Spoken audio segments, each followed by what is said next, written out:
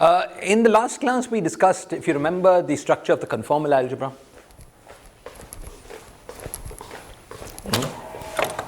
We discussed this algebra, which in particular had this new generator K alpha.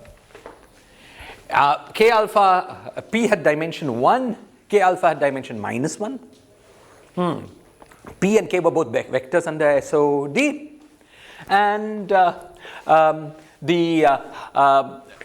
the special thing about, the really interesting thing about this commutation relation, about this algebra, was that there was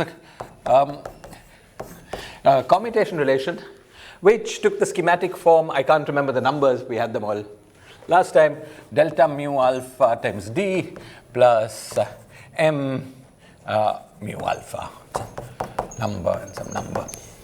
Okay, and you remember we also discussed that there was a way of thinking of this theory, namely this way through radial quantization, where you looked at the theory on SD minus 1 times time, and that endowed this conformal algebra the dagger relations, just P mu dagger is equal to K mu, and the K mu dagger is equal to P mu. Okay, and you remember that the structure of representations of this algebra went as follows. There were these modules. There was a lowest weight state that was in some scaling dimension, and a representation of SOD. And then you acted by momenta on this lowest weight state to get higher and higher energy states. From the point of view of states, that's how it looked. From the point of view of operators, by the state operator map, it was even more simple. You had an operator, and then you acted on with derivatives to get higher and higher dimension operators. Okay, and we talked about how unitarity imposes constraints on the quantum numbers of the primary. And the primary, these quantum numbers, so if we call epsilon naught the scaling dimension of the primary, epsilon naught had to be greater than equal to some function of the representation of SOD in which the primary appeared. For instance, in D equals 3, we have epsilon naught is greater than equal to half, well, is either equal to 0 or greater than equal to half for scalars. For the spinner, there's also a special kind of guy. And for every other spin j, is greater than equal to j plus 1 for j greater than equal to 1. Maybe the spinner was also j plus 1. I can't remember. Probably even the spinner was j plus 1. Okay, there was this kind of unitarity statements about representations, which you can look up in detail in, let's say, my paper or other papers. And already this told us that something sort of quite interesting was going on. Something quite interesting was going on because A, because dimensions were bounded by numbers, and B, because these bounds could sometimes be saturated. Okay? Representations in which the bounds were saturated are short representations. Representations that have fewer states than a generic representation. Because the bounds, if you remember, came from acting with P mu on some state, and then decomposing what you got into representations of SOD minus 1. SOD. And then the bound is saturated when one of the norm of one of those representations goes to 0. When that happens, that representation must not be there. It has to be thrown away. Okay? So, for instance,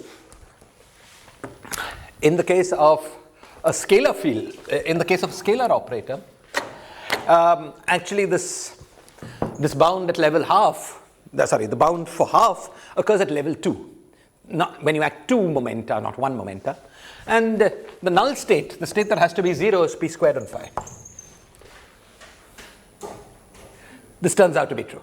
This is the null state this is the thing that would ordinarily have been non-zero, but has to be 0 when this bound is satisfied.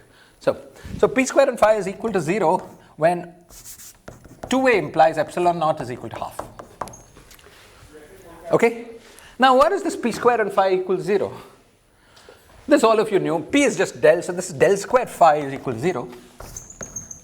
And this is the equation of motion of a free scalar field. So so this kind of bound tells you this, that if you've got a scalar operator, its dimension in 3 dimensions, its dimension has to be greater than or equal to half. If it's half, it must obey an equation of motion. Moreover, it can only obey a free equation of motion if the dimension is half. Okay? And that free equation of motion tells you that there are fewer states in this representation than there would be in an ordinary representation. For instance, you take an operator whose dimension is, a scalar operator whose dimension is 1 rather than half, say some O, del squared on O is not 0, it's just something. So these are additional states in the module that would have been absent, and then all descendants of del square, all p mu's acting on del square, is not 0, it's something. But for a free scalar field, all these are 0. Right, so this is a shorter representation of the conformal algebra.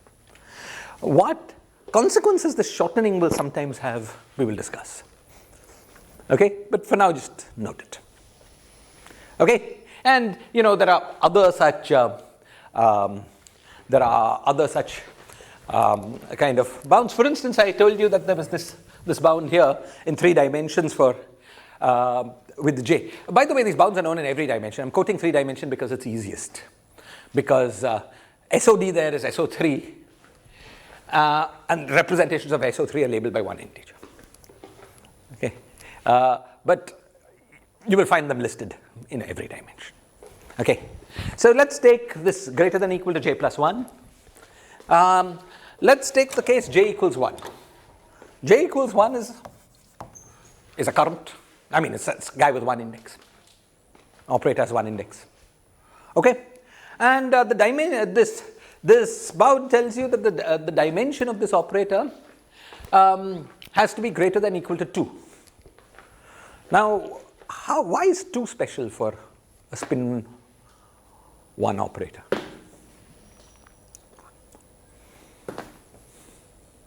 In 3 dimensions.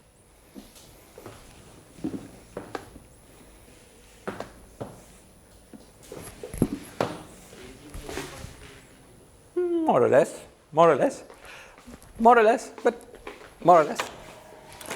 but let me say it this way. Suppose my current was a conserved current. Then it would have dimension 2. Why is that? One way of checking that is as follows. If you've got a conserved current, you can build a conserved charge. The conserved charge is J0 d2x. And a conserved charge has 0 dimension, dimension 0. A conserved, non-dimensional charge has dimension 0. Because it's conserved, it doesn't flow, nothing happens, it's very robust quantity. Okay, therefore J0 has to have dimension 2. Therefore all J mu have to have dimension 2 because it's a Lorentz invariant theory.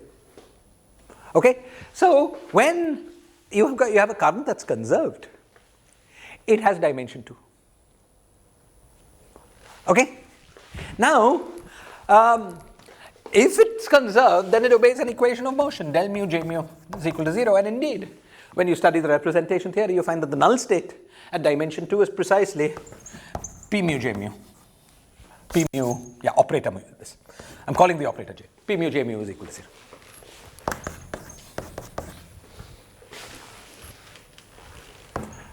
I hope this is not being too schematic. I hope you're understanding what I mean. Please stop and ask questions if this. J is the null state, then how do we consider? J is not a null state. J is a primary operator. Yeah, but the state corresponding to it. The state corresponding to it is not null. You see, The P mu J. it's the level 1 descendant that could turn out to be null. Or the level 2 descendant that could turn out to be null, so on. So we have to check step by step. You look at all level 1 descendants. Look at which one has the lowest norm. Turns out the guy with the lowest norm is P mu J mu. And in fact, when you calculate the thing we did last time, you'll get epsilon naught, okay, minus 2 for the norm of this state of P mu J mu. Okay, if you use the commutation relation. So what we're going to do is this. We're going to do J, in general what we would do is this. We would do J nu, J mu. These are just the primary states. Okay, and we would do P alpha and K beta, let's say, and compute this. We would compute this matrix. Okay, this would be some M nu beta mu alpha. This is the first index of the matrix, this is the second index of the matrix. And we demanded that this matrix be positive left. But as we discussed last time, this matrix in appropriate basis can be diagonalized. The basis in which it's diagonalized is the basis in which you couple P and J to definite SO3 angular momentum. Okay, so in this case, you take this P and J, each of them is spin 1, this is just good old SU2. So it decomposes into a 0, a 1, and a 2. Okay? What is the 2? The 2 is P mu J nu trace removed, symmetrized and trace removed.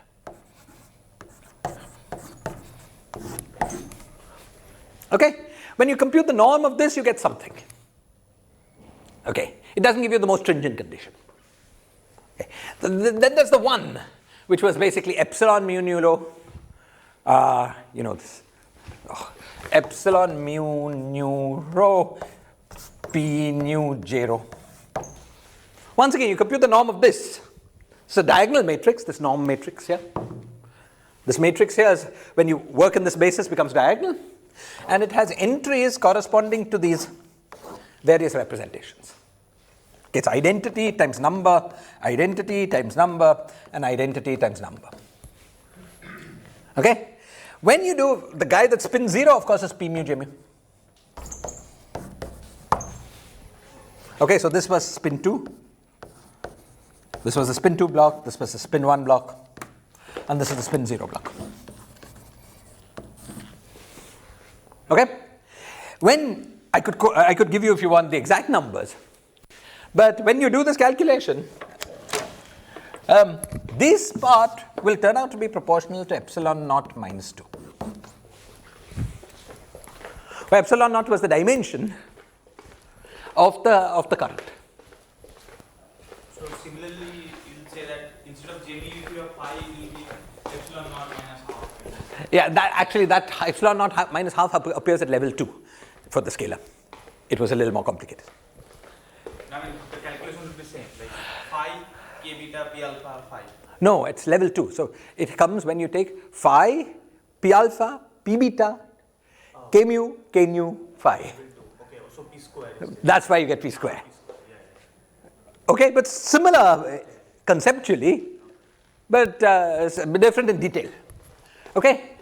And so what you conclude from this, and I can't remember what you get from here.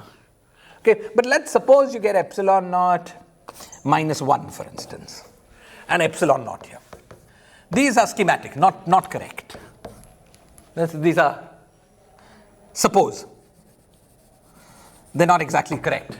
This is, there may be a number here, there may be a 2 here. A positive number times this. This is correct. Okay? The point I wanted to make here was that all these 3 have to be positive. So epsilon naught has to be greater than 0, epsilon naught has to be greater than 1, and epsilon naught has to be greater than 2. You take the most stringent bound, which is epsilon naught has to be greater than 2. If that's not obeyed, there's nothing else can be obeyed. Okay? And then you take this most stringent bound, and that, so epsilon naught, you start with something greater than 2, you lower, lower, lower, lower, lower. At some point it hits 2, and you get a null state. Okay? That's when this del mu j mu is equal to 0. If you lowered further, this state would have negative norm. So it's just not allowed. So epsilon naught has to be greater than 2. Greater than equal to 2, and if it's equal to 2, you have a null state. So shorter representation, so some sort of equation of motion.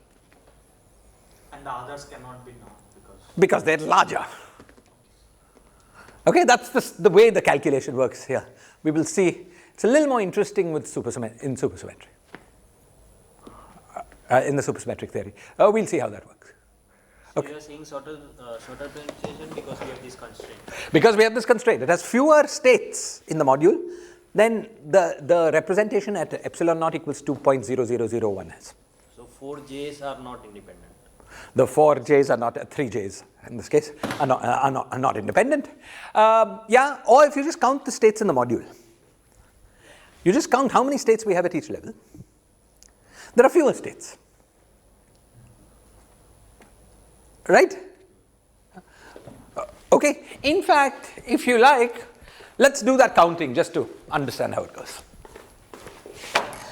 Suppose it's useful sometimes to keep track of the number of states in a module. To keep track of the number of states in a module by weighting with epsilon naught to the power, let's say x to the power epsilon naught, and maybe y to the power j3, and computing the trace over the module. What have I done here? You see these modules, which are representations of this conformal algebra.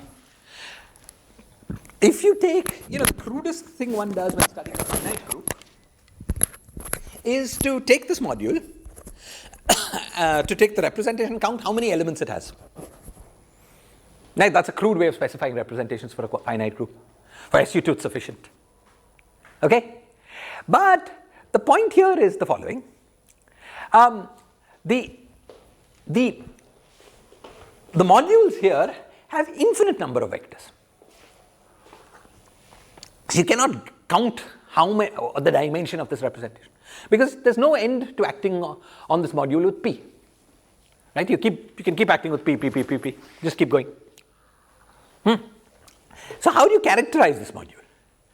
You characterize this module by doing something a little more fine-grained than just counting how many states it has. Actually, we do the same for finite representations also. We compute what people call group theory characters, which is trace over the representation of some chemical potential raised to all the Cartan generators. Okay? We do the same thing here. We define, let's say, a conformal character for these representations. What are the Cartan generators in this case? Dimension, and there's J3. These are the compact generators. Okay? Okay. Only J3, SO3. If you had larger SOD, it would have more SOD Cartans. Okay? So this Scaling dimension, you are saying it's Cartan because, like, in some level it is. Yeah. Or think of it like this.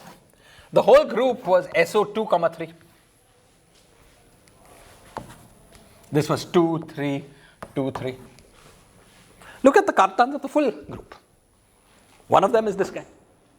That's the scaling dimension. And the other guys are the guys. Right? The group is a bigger group than SOD. It's this big guy. Clear? Okay? So, we can look at this module here and compute this quantity. So that's x to the power epsilon, scaling dimension, and y to the power j3. So just to give you a sense of this, let's first do this for the module labeled by a scalar operator. Okay.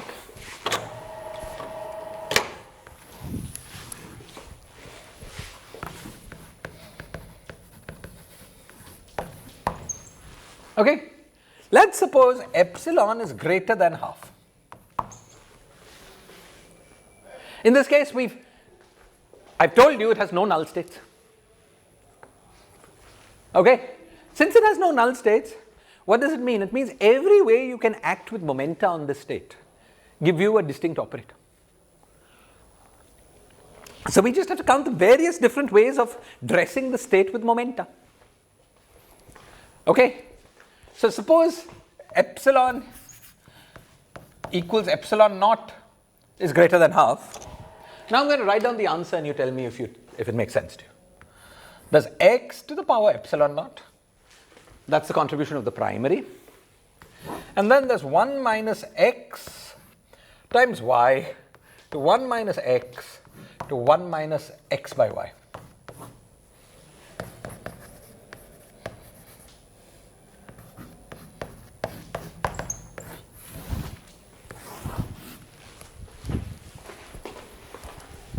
Sorry, it's at single level. Every level. Every level. Epsilon naught? Epsilon naught was the dimension of the primary. Yes. And now we could dress this. Asking how many descendant is coming from that primary. What you are talking? I'm computing the trace over the whole module. Every state in the module, I'm computing trace x to the power delta, y to the power j3. Sorry, what is the epsilon naught here? Epsilon naught is the dimension of the primary. So let's see how it goes. First is the primary, which had dimension epsilon naught. It was a scalar, so there's only one primary. Then on top of it, the first descendant has 3 states with dimension epsilon naught plus 1. Yes. One of these states is the derivative with angular momentum 1. This contributes with a y. One of these states, the derivative with angular momentum is 0. This contributes with a 1. And one of these has minus 1, so 1 over y. So at level 1, the partition function would be y plus 1 by y times x naught to the power epsilon naught plus 1. At level 2, you'll get something else. I'm claiming that the full answer is this. Can somebody explain? Sum over you want Diksha, what? We summed over the whole generator. But how did I know before doing the sum that I got such a simple answer?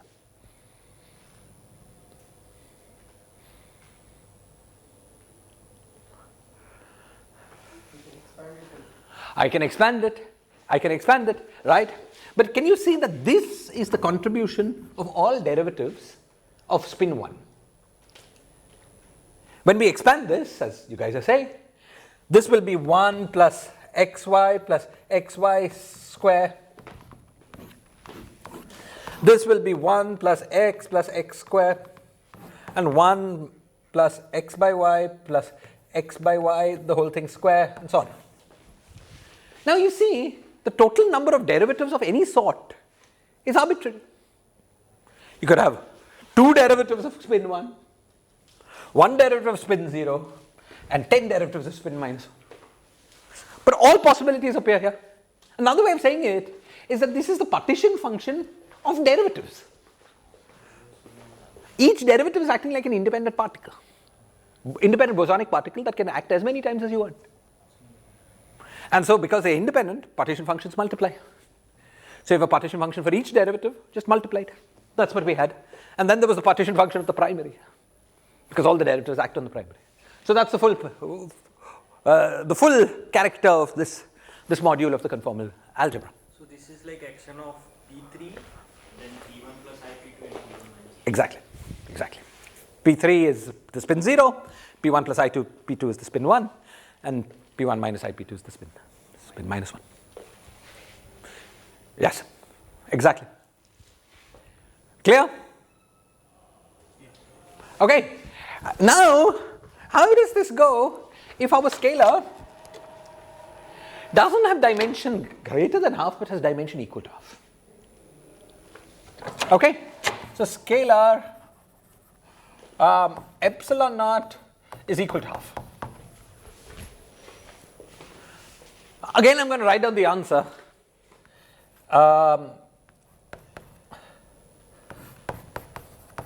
And you tell me if you understand.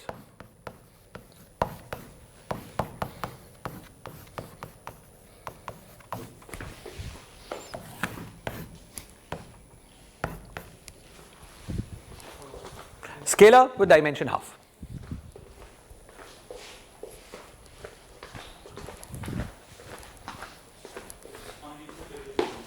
What, say again? And you have to count for that x.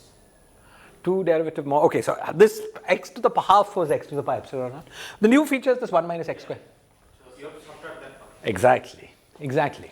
Schumann's point is that, look, if we have a del square on phi, and anything acting on del square on phi, that is 0. Del square of phi had partition function x to the power 5 by 2. It was one operator with dimension half plus 2. So x to the power 5 by 2. And then you can act with derivatives unconstrainedly on this. So the zeros, so what we would have had is x to the power half, 1 minus xy, 1 minus x by y minus x to the power 5 half, and then the same free action of derivatives.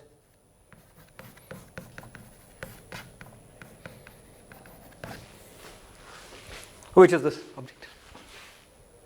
Okay, notice this minus sign here compared to this. So you take the limit epsilon naught goes to half.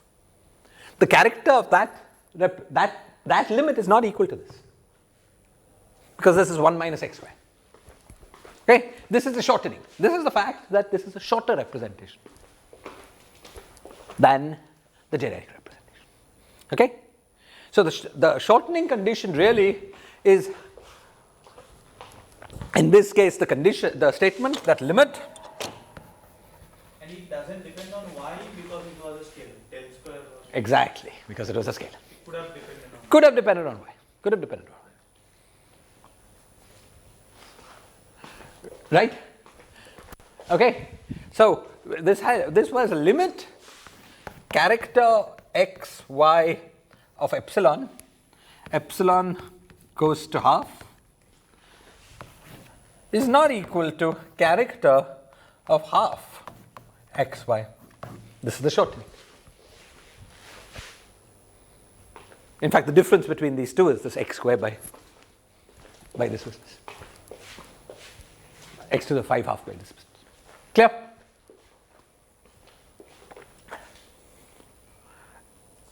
Okay, let's do one more such exercise just since we've started. I hadn't planned to do this, but since Chintan asked the question. Let's do one more exercise. Let's work out the character for vector fields, for vector primary operators.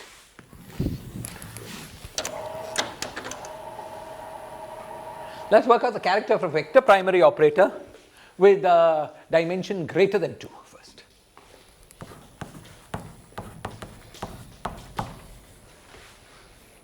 Okay, I'm writing down the answer and you explain it to me.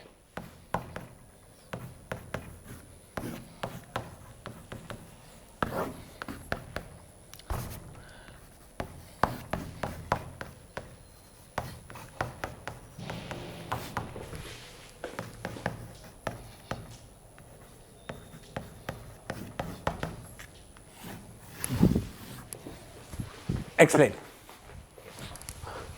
Yeah, Shuman knows it. It's obvious, right? Somebody say, just verbalize the obvious. Yeah. Go ahead, Shuman. It's the spin 0, spin 1, spin 1. Exactly. So Shuman's point is that look, the primary, its partition function was the character, spin 1 character of SO3, which was y plus 1 by y. So that primary was itself 3 states. And each of these 3 states could be acted on with derivatives in an unconstrained way. So they have the dressing factor. These charges are coming from this kind of representations that if J1, J2, J3 component is there, you can write it as J plus, J minus and J0. That's right. That's right. That's right. That's right. That's right. You know, it's coming from the fact that in these S matrices are not quite diagonal. They're antisymmetric. When you diagonalize them, you have to do some complex business. Right. Anyway, all that's true, the trivialities. All good? Now, since you guys have got so good at this, help me understand what the character of the current is at J equals 2.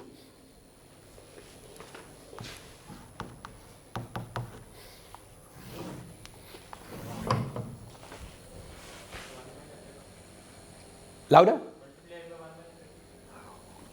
Multiply by 1 minus x. Almost. By x square minus x cube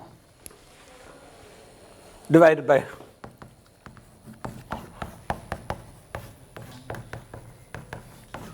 you see, it's not multiplying by 1 minus x because the null state was a scalar of dimension 3. So the subtraction is x cube without this dressing. And then anything that you build on top of it. Oh, previously it had index, now it doesn't have. Exactly. I did this because of your question. You see, the primary has an index, but the null state doesn't. Okay, so it's just that. You see, it's a very simple game, right? There's very little complexity in this game. Actually, characters of conformal algebra in every dimension are very easy to write down. It's a bit harder for the superconformal algebra for reasons we will get to. This character is a very good thing to write down because it gives you a complete specification of the representation. Okay, fine. Great. So that's it. I mean, this was all revision of what we looked at last class. This is all I wanted to say about representations of the conformal algebra. Any questions or comments before we move on to studying superconformal algebra?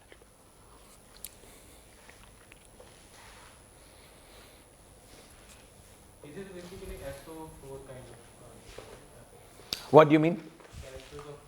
Characters of SO2, In this dimension was SO3, 2. Exactly. It's unitary characters of unitary representations of SO3, 2. Okay, that's what it is at some mathematical level, where the unitary representations are chosen with the kind of commutation relations we've chosen.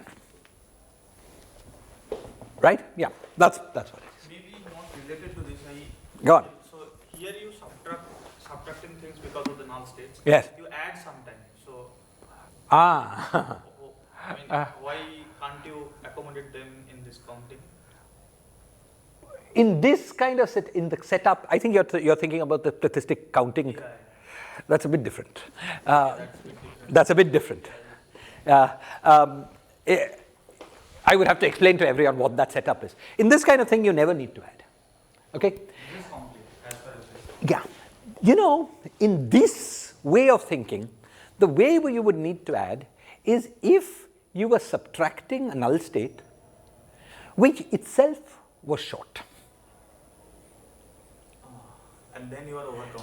Then you have to subtract the true representation of the null state, which itself comes with a minus, and so the minus with the minus becomes a plus.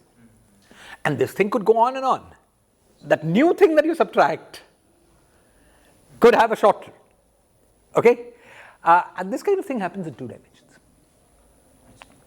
In C less than 1, when you're studying C less than 1 theory, characters can get very complicated because there are null states for null states, and that thing just keeps going. Okay? For the conformal algebra in D3 and higher, what makes this representation theory so simple is that the null states never themselves are short. For instance, the null state for the scalar theory, which was in this case was a scalar of dimension 5/2. That's not short.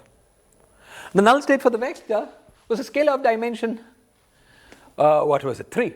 That's not short. Oh, I see. If that epsilon naught becomes again one of those critical values, then you would get into something interesting. But in the conformal algebra for D greater than 3 and higher, that never happens. And this, in the end, is the reason why this representation theory really has interesting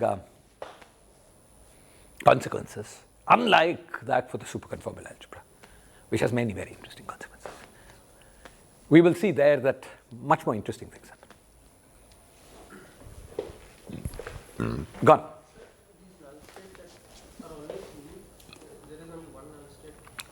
There's only one representation. Yes. How do you could wonder whether it could be that when you decomposed P and the primary, you get 2 different representations, and both of them go to 0 at the same time. You could wonder whether that could happen. You know, this sometimes happens in the more complicated. For instance, when we're in 4 dimensions, then the rotation group is SU2 times SU2. Okay? And then you get 2 different kind of null conditions. One for the first SU2 and one for the second. I mean, the general null condition is epsilon naught greater than equal to whatever. But that thing could be met both for the first SU2 and the second SU2. So then you have 2 kinds of null states. Can sometimes happen, but it's very rare. And when it happens, you can account for it. Even in one particular No, this was even in one particular module. In one particular module, you could have, let's say there that you were in the, some representation of SU2 times SU2.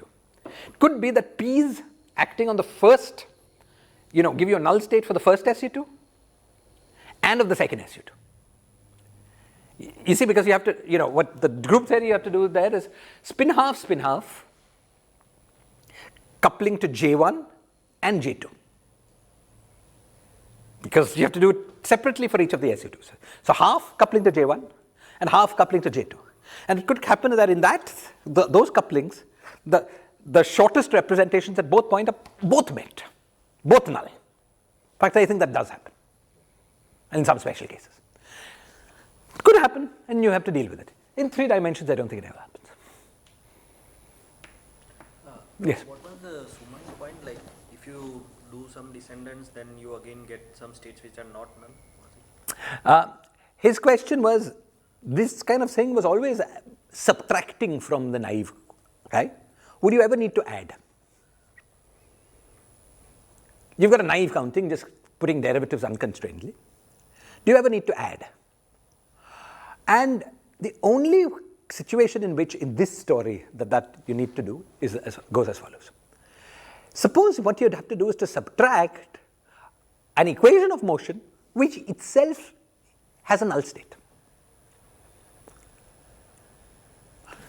There was an equation of motion such that if you act some derivatives on it, that is identically 0, so you don't have to subtract it. Then what you should do is you're subtracting too much by subtracting that condition and all descendants. Then you have to add. This kind of thing we will see, we will do a lot with the superconformal algebra. It happens very little, or basically not at all with conformal algebra. Just, you can check. Okay, great. Other questions or comments? Fantastic.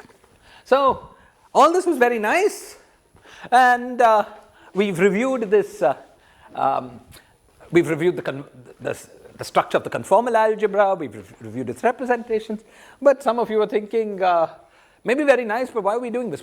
We started studying supersymmetry. What has all of this got to do with supersymmetry? Okay, so now let's return to the study of supersymmetry.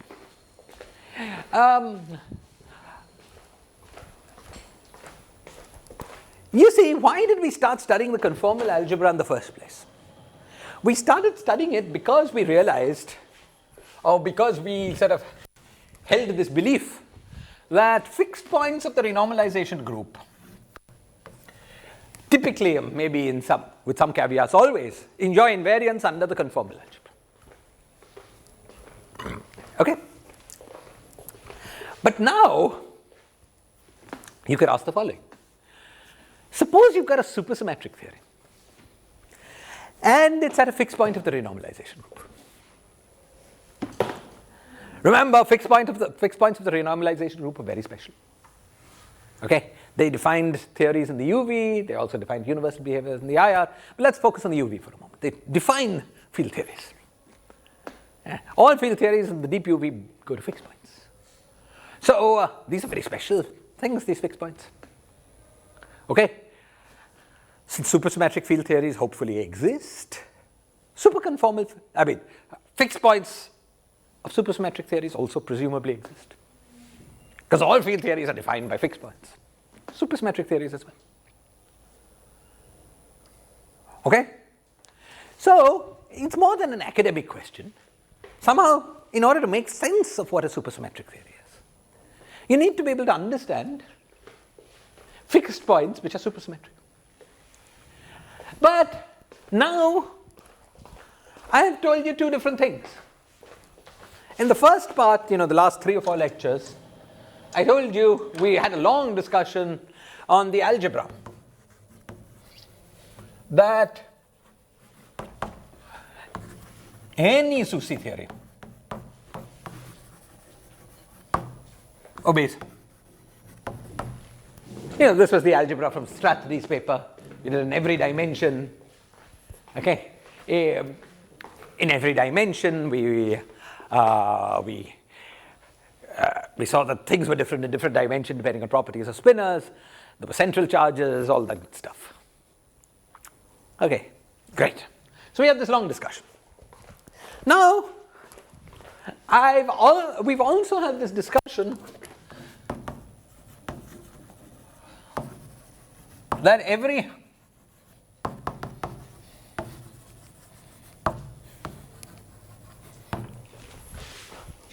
so this algebra was basically Lorentz plus Q's, and there were some optional R's. I'm putting in bracket because there was not, R's were the R symmetry. Okay, that was optional. It was not forced on us, but we could have had it. Okay, that algebra was Lorentz plus Q's and R's were optional. On this side, we have Lorentz plus D plus K's.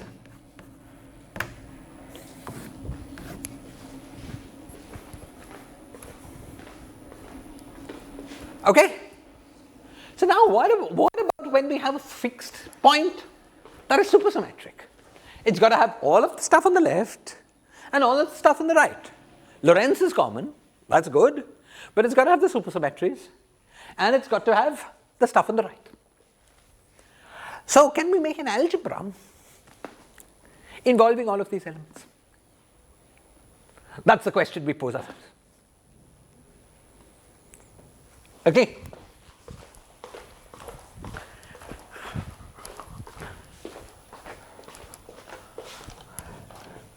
Now, this question is surprisingly easy to address and answer, and in fact had been addressed and answered in some language by mathematicians, as I will explain to you. Okay, the key point here is the following.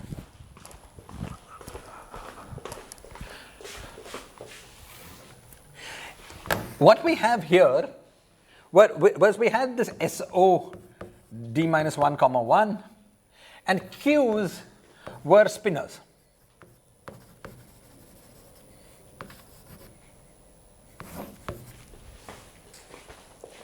Now, we understood that the good way of thinking of the conformal algebra was that SO d minus 1 comma 1 becomes SO d comma 2. Okay? So, if we want some sort of generalization of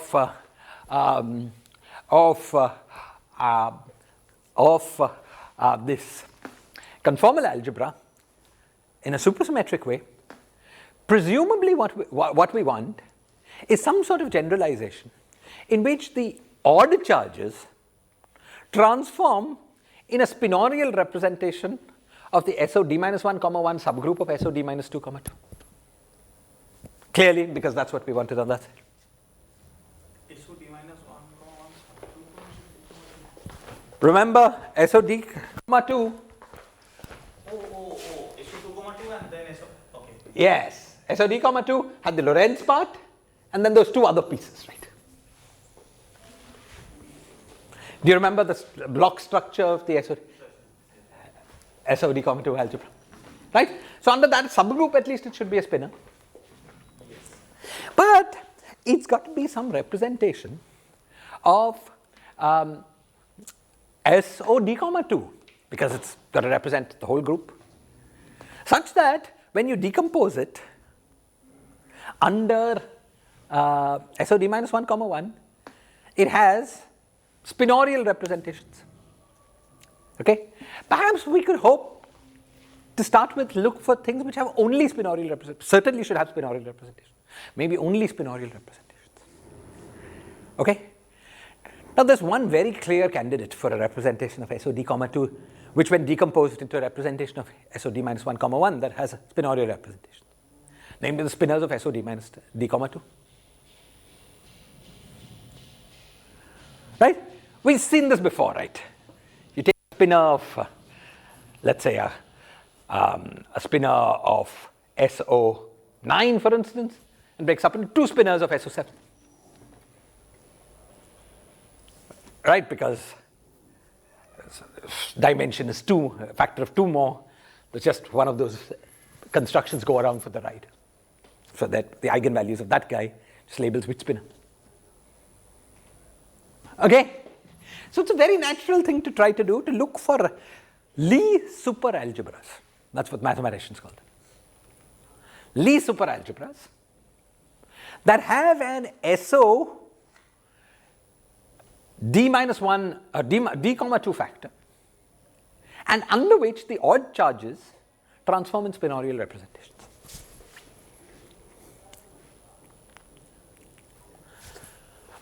Okay, this is a very natural thing to look for.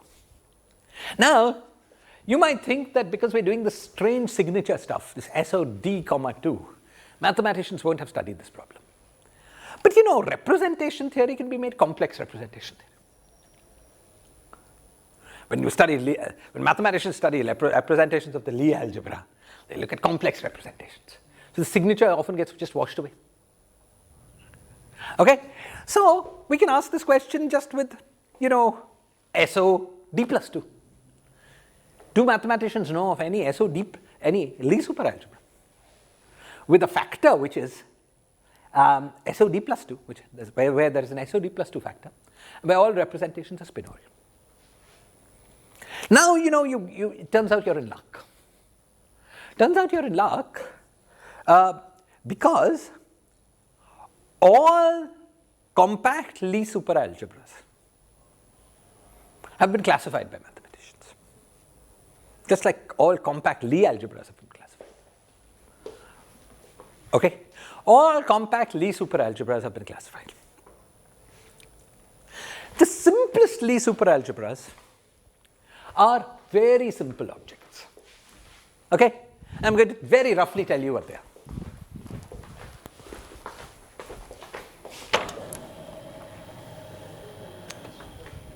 Louder?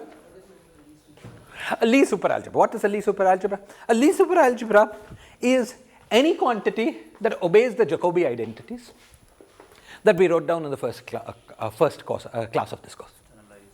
The generalized Jacobi identities with signs. Okay? So an algebra where some generators are declared even, some generators are declared odd, and then there is a Lie superalgebra, a Jacobi identity between the things. If you go back and look at the notes of the first class in this course, we've written down what those Jacobi identities are. So any quantity, any set of objects that obeys that is a Lie superalgebra. You remember these were just these things were just trivialities when implemented as operators in Hilbert space. These Jacobi identities, which were some very fancy sounding object, were just statements of obviousness for operators on a Hilbert space. Do you remember this is the thing we discussed in our first class? Since we want all these things to be operators in a Hilbert space, namely the Hilbert space where our physical theory acts, clearly all these charges have to obey this Lie superalgebra, these Jacobi identities. Okay? Now mathematicians just go ahead and classify all abstract objects that can obey such identities. This is very similar to the way mathematicians classify Lie algebras. They're just classifying all objects that obey the Jacobi identities of Lie algebras. Is this clear, Sunil?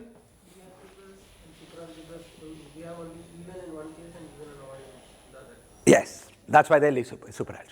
Right? They're fermionic generators as well as bosonic generators. Okay, great. So, you know, Supersymmetry is an example of Lie superalgebras. All superalgebras are Lie superalgebras. What mathematicians have done is classify all compact Lie superalgebras.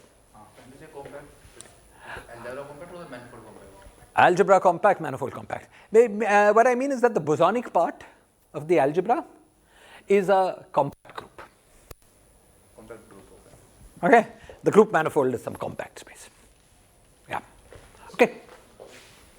So here the dimensionality was infinite because we are trying to find out Unitary representations. If we were not interested in unitary representations, it would be this, we get representations with the same of as SOD plus 2.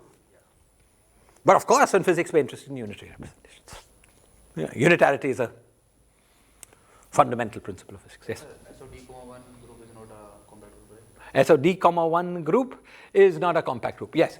So, but all we need to do is to choose signs to do analytic continuation, so that becomes compact, because mathematicians classify complex Lie algebras. Okay, so if the complex algebra has a compact form, you can choose a real slice of that which is compact. So let's see what would not work. What would not work is the Poincare algebra.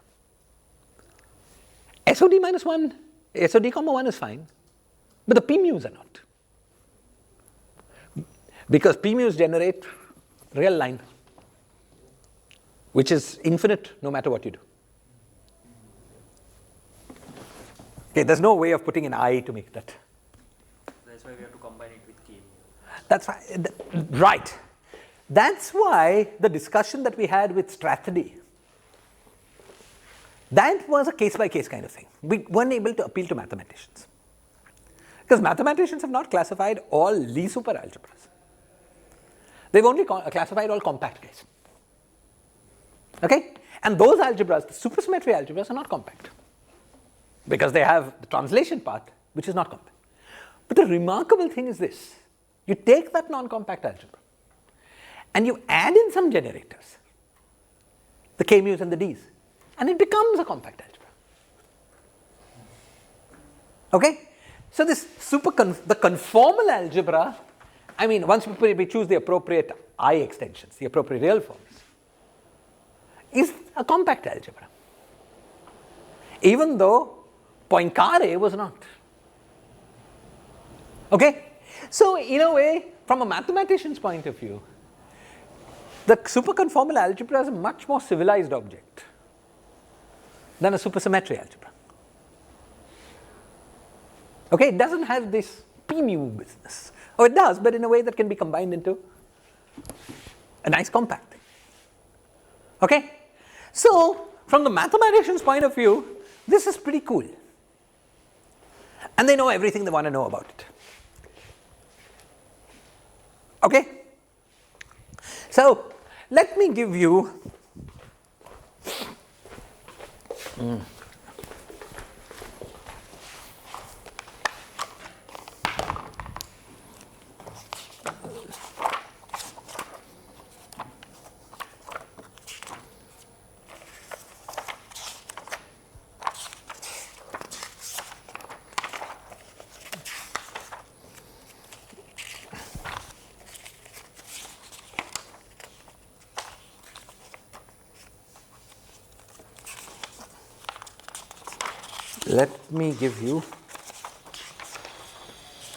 okay. I'm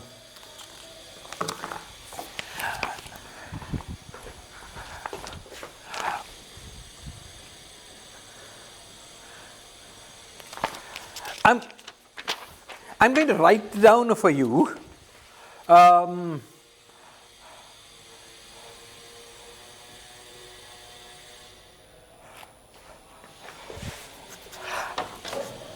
I'm going to write down for you a listing, okay, of the Lie super algebras classified by mathematicians, and I'll tell you a little bit about some of these.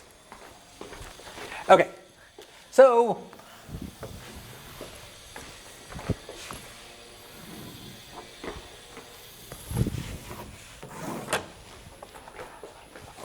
there's the algebra, there's the bosonic subpart,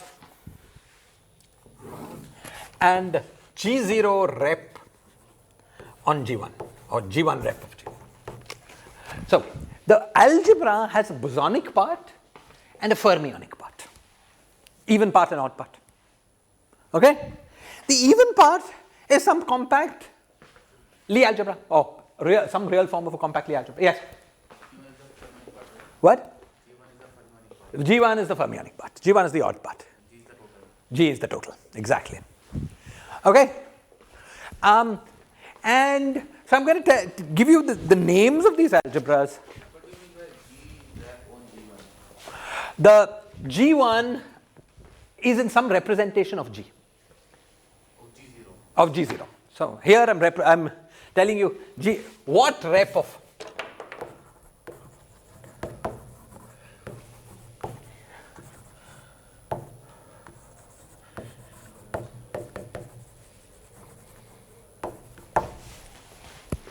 okay, great.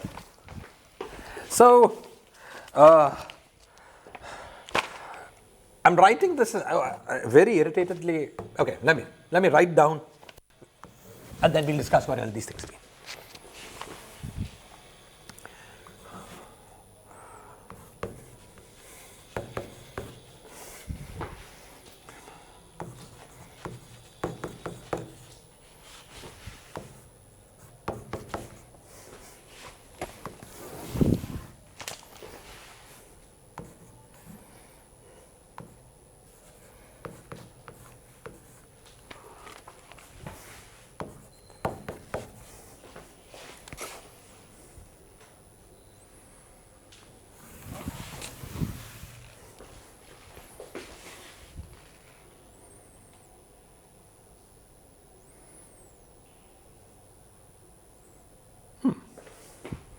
Strange. I hope I've missed something.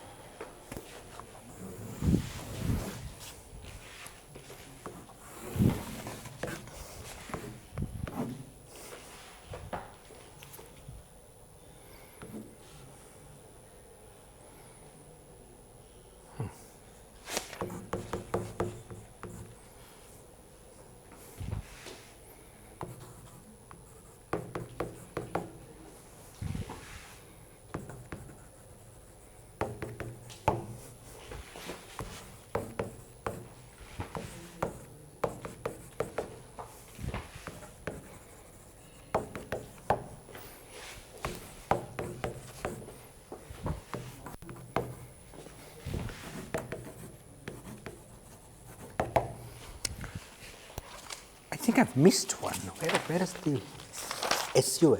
Just a minute.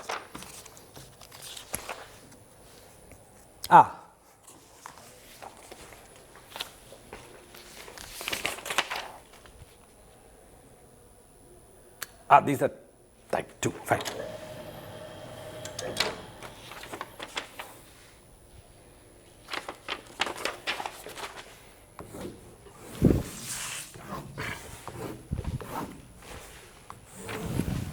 We'll discuss what each of these means in a minute.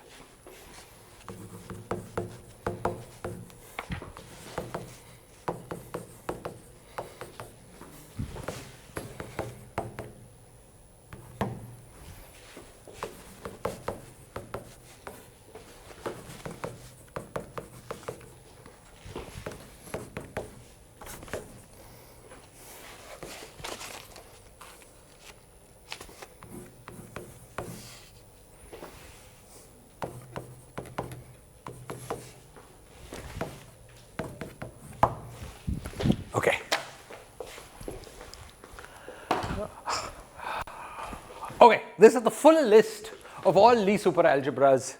The last 3 lines have some small difference for mathematicians than the top line. Won't bother us. So first we have to understand what this means.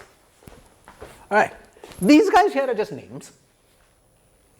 Okay, now let's understand what these guys are. These guys are also names, but they're sort of familiar names in mathematicians' language. AM is SUN. Okay, mathematicians like to write the rank of the group here. So A1 is SU2, A2 is SU3, and so on. Okay, so A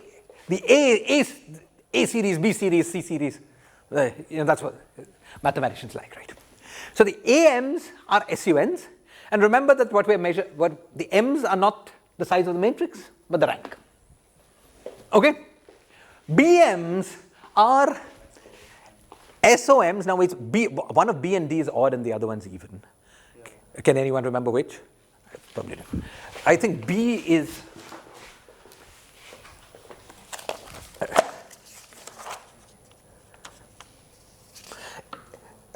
Bn is SO2n plus 1. Come. Okay, so let me write the translation formulas.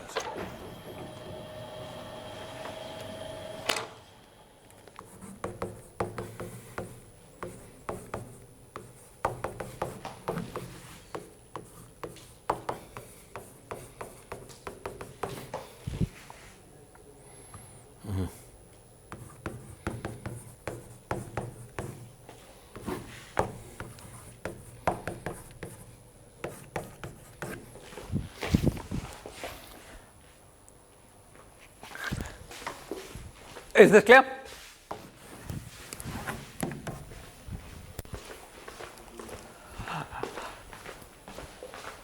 Okay. So now let's look at this algebra, for instance. Let's look at this AMN. AMN is an algebra whose representation, whose bosonic part is an SUM times an SUN times C. C is U1. Mathematicians call U1C. Okay. Okay. Okay. So it's SUM times SUN times C times U1. Okay. And whose odd parts transform under this SUM times SUN times U1 as a vector times some charge 1. Now, this algebra actually is very easy to construct with your hands. It's an algebra of matrices whose dimension, this is m times m, this is n times n. Okay, so I've broken up into m blocks and n blocks. The even elements live here, and here. The odd elements live here and here. And the matrix multiplication rule is a bit different, accounting for this oddness. Maybe I've written it down here otherwise. Okay. Yeah. So you were saying this is the full set of Lie super algebra? Yes, this is the full set of all these super algebras. And the zeros are the usual Of all compactly super algebra. Lie algebra part of that. Oh, the usual Lie algebra part of it. Okay? So there's some modified matrix multiplication rule one can make for m plus n. I haven't written it down here, I would have to reconstruct it. G1 is like some representation under G0. Exactly, under G0. If you take G0 as some metric, it will like It transforms in representation. Yeah. That's this. Okay? So there's some, you should think of these AMNs as a block of matrices like this. This guy is the SUM. This guy is the SUN.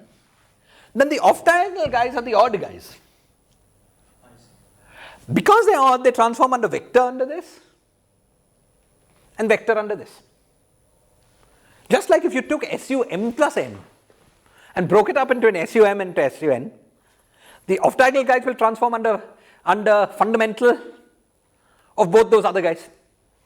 Sorry, these are the MN elements.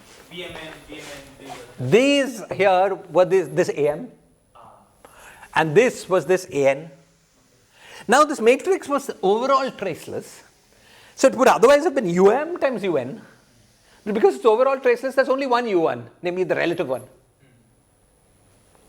Okay, so this guy's like fundamental representation under each of these two SUNs. So what I think I've called that vector.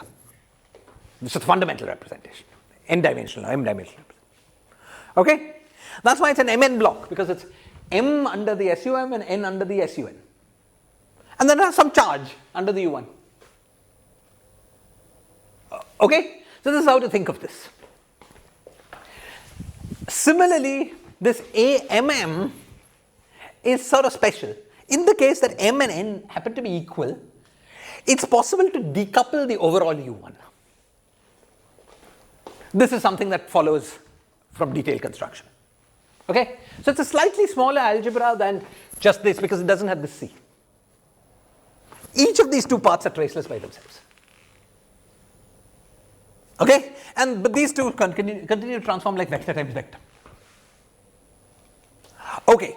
The other algebras that are, so these are often called classical Lie superalgebras because you can construct their commutation relations by giving some modified matrix multiplication rule for matrices that are both even and odd parts. I don't remember the rule exactly, I'll give it to you next time. Okay, it's just some additional signs from normal matrix multiplication.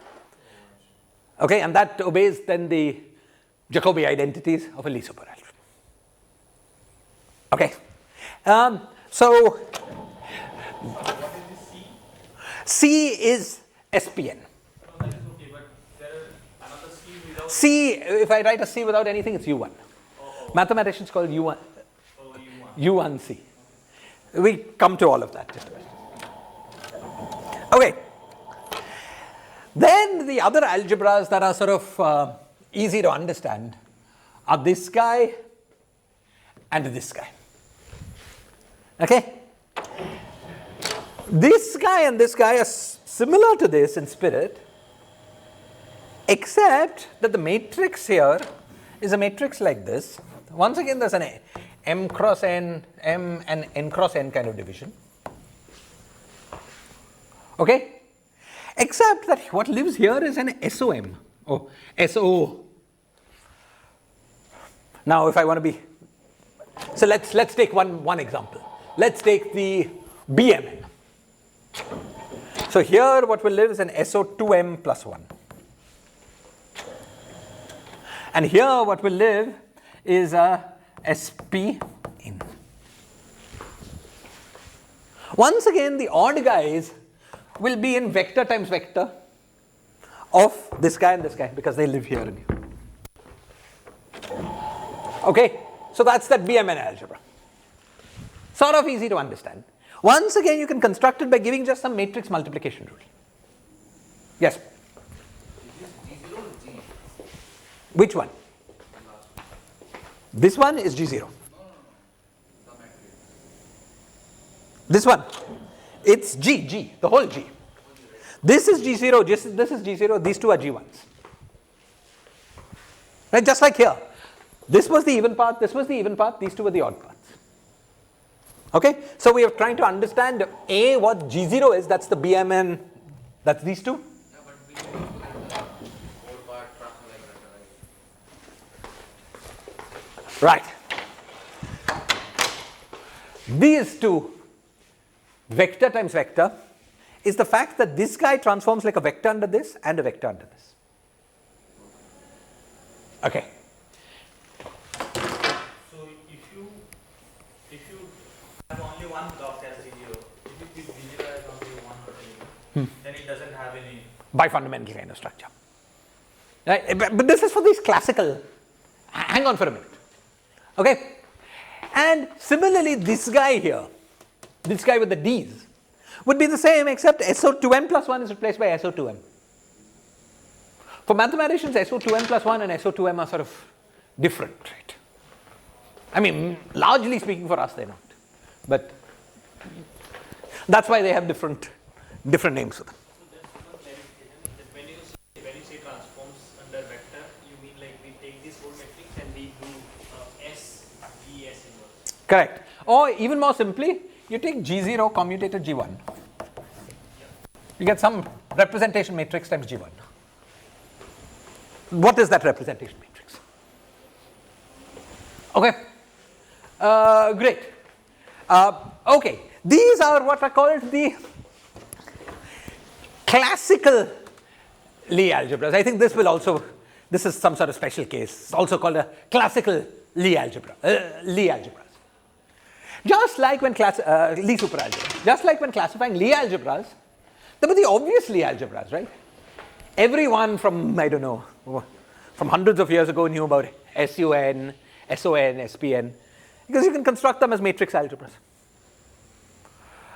the people who then classified all the algebras, they really, the real effort went into classifying all the things that were not these. Right? Okay, these exceptional algebras. E6, E8, all of that. Okay, so the analogues of those guys, the analogues of the exceptional algebras, are what remains. Things like this G3, this F4, and so on. Notice that these guys don't come with a free parameter. Just like E8 was different from AN, because AN had AN for any n, because you make a matrix of some size, you can make a bigger matrix. Whereas E8 is its own object. Right? It's not one of a family of E8, E9, E10 forever. Okay, so these exceptional Lie superalgebras are also like that. Okay, this Qn and this Cn. Those E8s will come as No, there is no Lie superalgebra in which E6 or E8 is a subalgebra. This is the whole list. and one question, that why you are calling it classical? What is this? Classical means you can make simple matrix representations. Classical just means easy to guess. Okay. Okay. Okay. So here by taking these commutators, Huh? not just normal matrix multiplication. Which one? By taking the commutator. No, you see, what? See, let me give you the analogy. Again, it's very much like Lie algebras. Of course, when you look at E8, its commutators are ordinary matrix commutators, but for the right matrices.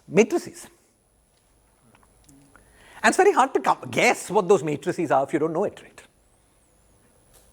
Whereas for the classical Lie algebras, they're just all traceless matrices. That's SUN.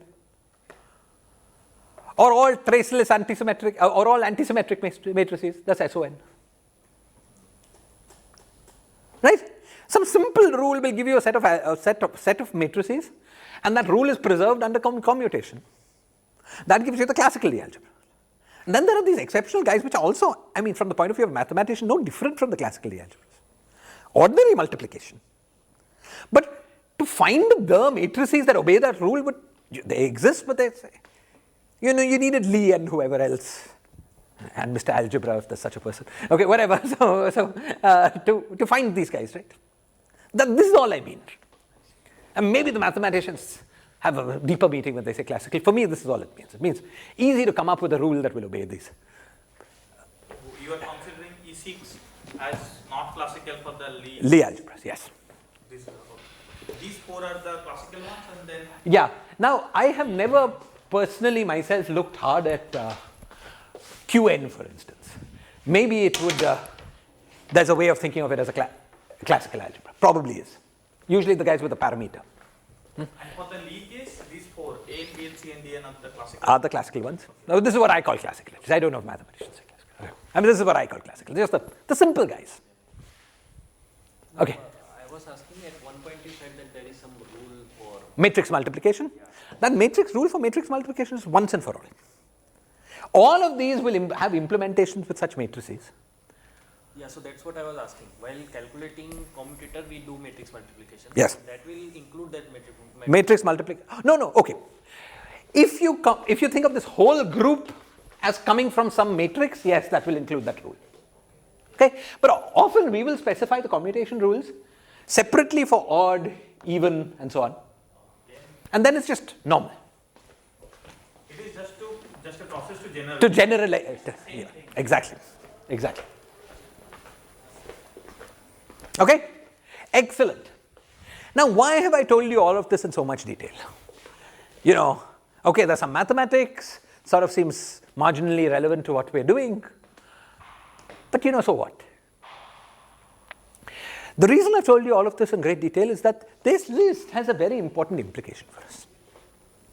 Remember, for physical purposes, When you write B and N, and yes. the M and N there in the brackets are also ranks, not the dimension of the. Are always ranks. Always rank, yeah. Yes. So Bmn, the total rank is m plus n. Now, it could be m plus n plus 1 because there's a u1 in addition. Okay, but it's of the compact part, of that part, it's like the SUN kind of part. Okay. Excellent. So the reason I brought this up in so much detail is that this list, it's the kind of thing that mathematicians do, right? They classify everything of everything and write down a list. But for us, this list has great implications. Why? You see, what we were looking for was some compact Lie superalgebra with an SOD plus 2 factor. Remember, this is complex, so we're not distinguishing now between SOD comma 2 and SOD plus 2. We're looking for a compact Lie superalgebra with an SOD plus 2 factor and with the spinors, with the odd charges in spinorial representations of SOD plus 2. Now, do we get SOD plus 2s? Yes, we get SOD plus 2 here, we get SOD plus 2 here. In some sense here, but okay, these are the two algebras with plenty of SOD plus 2s, right? That too, SOD plus 2s of every rank, because this Bm or this Dm could come with arbitrary m. Okay? So you might think this is where we want to look, but there's a problem. And the problem is that the odd charges transform in the vector representation of SOD plus 2, not in the spinor representation of SOD plus 2. So they don't have the features that we physically require. They wouldn't obey the spin statistics theorem. Okay? They don't have the features that we would physically require to call them superconformal algebras. Okay? So you look at this list and you begin to think, maybe I've proved that there are no such things as superconformal algebras. And then maybe that means that there's no such thing as supersymmetric field theory. So that's one less course I have to do. Let's go home. Okay? This is not the case. This is not the case. What this list does show you is that it's much harder to make superconformal algebras than you might think. And in fact, as we will see, there are no superconformal algebras in D greater than or equal to 7. Okay? But for D equals 3, 4, 5, and 6, there are exceptional ways out. Okay? And this is what we're going to try to understand. There can be conformal algebras, but not superconformal algebras. What does that prove? Proves that there are no fixed points of the renormalization group that are supersymmetric in D and 7 and higher. It's an amazing statement. A great question of physics that is wide open is, do there exist fixed points of the conformal group, of the renormalization group, that are not supersymmetric in D greater than or equal to 7? Nobody knows. Various people have very strong opinions based on basically nothing. And this is a no-go theorem, this 7 and This is a no-go theorem unless, all theorems make assumptions. And here the assumption is that a fixed point is invariant under conformally invariant. Okay? So we're looking for supersymmetric fixed points. Yes. So that's the assumption. Under this assumption, it seems like a no-go theorem. Oftentimes, no-go theorems are circumvented in ways you do not think of. So, when you're stating the no-go theorem in your head, you should state it along with the conditions, with the proof. Keep in mind where it comes from. But to that extent, it's a no-go theorem. Okay? Certainly no counterexample has been found. Nobody's ever constructed a supersymmetric superconformal field theory in D greater than 7. You're saying the one way to circumvent it can be that the supersymmetric fixed point is just scale invariant. Scale invariant, not conformally invariant. That might be one way to say it. It's believed that's impossible, but there are no real proofs. Right, exactly. Won't this table already show that it's impossible in D greater than 7 to have a SUSY CFT? SUSY CFT, it shows it in an indirect way, because it shows it with all the caveats in mind, it shows that superconformal theories are impossible. Then if you define a field theory as a renormalization group flow from a superconformal field theory, it shows that. But it doesn't show the impossibility of having an effective field theory. So for instance, you could have a string theory at high energies, which at low energy goes down to a quantum field theory. That is possible, because nowhere along the way was it superconformally inverted. But a traditional quantum field theory is normally thought of as a flow from a fixed point. Something that in the UV becomes a field theory, stays a field theory, doesn't become string theory. So again, just keep in mind what those words mean, but with a certain meaning to the words, and with some assumptions, it shows that supersymmetric field theories, as fully defined objects that are field theories all the way to the UV, are not possible in 7 and higher dimensions. Okay? Yes? Fine. Now, this already is sort of interesting, but I mean, you might think, well, what's the 7 business? Where's 7 coming from? As far as I can see, you might be thinking, as far as I can see, let's put that down again. As far as I can see, this table tells us more than this D equals 7 business, tells us that supersymmetric field theories are just impossible. What? F4 and G3. That helps a little bit. Very good, Diksha. Let's look at it dimension by dimension. Sunil, you had a suggestion? Same. What is G2? G2 is one of the non-classical Lia algebras. It's like E6. It's one of these beasts that you study when you study Lia algebras, and then you never think of again for the rest of your life. Okay. Sorry, why you said this by 4 and G3? Diksha's suggesting that F4 has a B3 in it. And maybe B3 can be used to construct a superconformal algebra. It's a very good suggestion, and it will work. It will work. But let's go dimension by dimension and do it systematically. Let's start with D equals 3.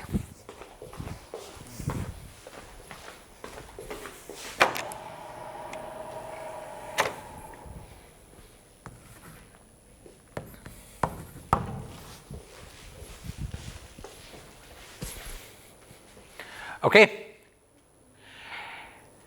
Now let's see.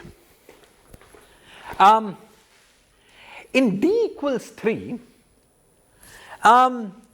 we would like to have used what is it? B1. Sorry. In D equals 3, we would have liked to have used B2 as our conformal algebra, because we wanted SO5, SO3, 2, which is SO5, if you forget real form. So that's a B2. But where we see B2, we see vectors. Okay? But there is something we can use. B2 is the same as C2. SO5 is the same as SP2. Do you know this? Do you know that SP1 is the same as SU2? SP1 is the same as SU2 is a very easy statement to understand. Let's understand that SP1 is SU2. What is the definition of SP1? Okay, SP1 is the set of all matrices. First, let's remember what SON is. SON are the matrices such that O times O transpose is equal to identity. That's SON. What's SPN? SPN is sort of like that, except that it's 2n times 2n dimensional matrices that obey O times omega times O transpose is equal to omega. They're matrices that preserve omega. Omega is that Antisymmetric matrix. Okay, so let's choose our antisymmetric matrix to be I times sigma 2. Let's choose it to be sigma 2 because we can multiply both sides by an I, it doesn't matter. If we are doing SP1, we can do They're 2 cross 2 matrices. So omega is sigma 2. So we want to study the set of all matrices. Matrices M times sigma 2 times M transpose is equal to sigma 2. Okay. Now, now I claim that the matrices, well, let's check what 2 cross 2 matrices obey this. Okay. What about sigma 2? Sigma 2 times sigma 2 is 1. What about the minus sign? If you multiply sigma 2 on both sides, we get M transpose becomes M dagger. So we get M dagger equals to what? If we multiply. Because sigma 2 does the complex conjugation. Exactly. So you say, let me multiply sigma 2 here.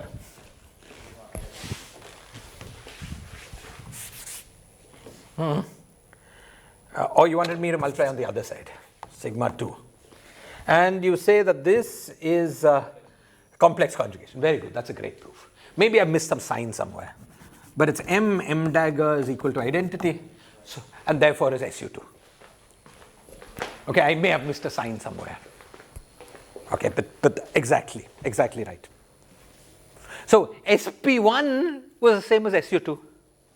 In the same way, one can convince oneself that SP2 is the same as SO5. Okay, that there's an embedding of SP, that at the level of Lia algebra, SP2 is the same group as SO5. This is one of these exceptional things that happens at low numbers. Let me list another. One sec, let me. So there are various exceptional rules that we're going to use. One is that SP1 is equal to SU2 is equal to A1. Okay, so this C1 is equal to this. C2 is equal to SP2 is equal to SO5 is equal to B2. And the third thing we're going to use is that SO6, so what would they call it? D3. D3 is equal to SU4 is equal to A3 is equal to A3. These are the 3 exceptional rules that are not hard to fool around and check if you're studying. Well known in the study of Lia algebras that we're going to use. Yes? Sorry? We are talking about the level of group or algebra? At the moment, I'm just talking about the level of algebra. Okay. Just commutation relations. Yeah. So for instance, the difference between SO3 and SU2 I will not make. Yeah. I'm just talking about algebra. Okay. Now, how can we use this guy to our advantage? How can we use the fact that SO5 is also C2? We can use that as follows. We can look at this series of algebras and set n equals 2. Okay. Now, how does that help? These representations were in vectors of Cpn as well. But a vector of Cp2 is the 4-dimensional representation. Cp2 is a 4 cross 4 matrix. Vector of Cp2 is a 4-dimensional representation, which is the same as spinor of SO5. Why is spinor of SO5 4-dimensional? Because SO5 has the same construction as SO4, so that's 2 to the power 2-dimensional. Is this clear? So that guy there was vectors of Cn, so vectors of C2, which is same as spinor of SO5 when C2 is thought of as SO5. Okay, so if we use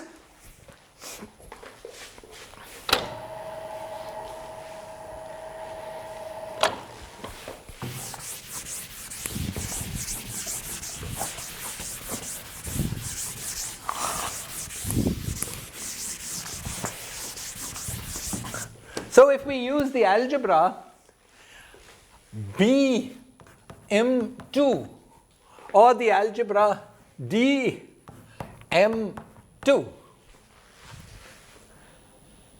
what is now the bosonic subalgebra of it? This is SO5 times, here it was SO2m plus 1, SO5 times SO2m. Okay? And Q1 is spinor of SO5 times vector of SO2m or SO2m plus 1.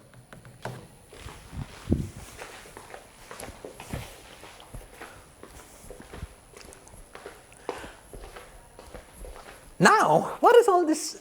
The SO5 is great. But what about this SO2m or SO2m plus 1? What does it mean? Firstly, what does M count? It counts the number of supercharges we have, right? Because this is the off-diagonal part of that group. As n increases, the number is proportional to n. That's clear? So n is a measure of how much supersymmetry there is.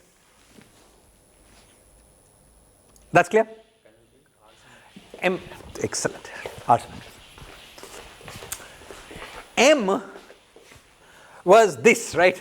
So if there's only one M, there's only one spinor of SO5. There are two M's, there are two spinors of SO5, and so on. So M counts how many spinors of SO5 we have. But as Chintan reminded us, when we were studying supersymmetry algebras, as we increased the number of supersymmetries, we had a new optional part of the algebra, which was the R-symmetry.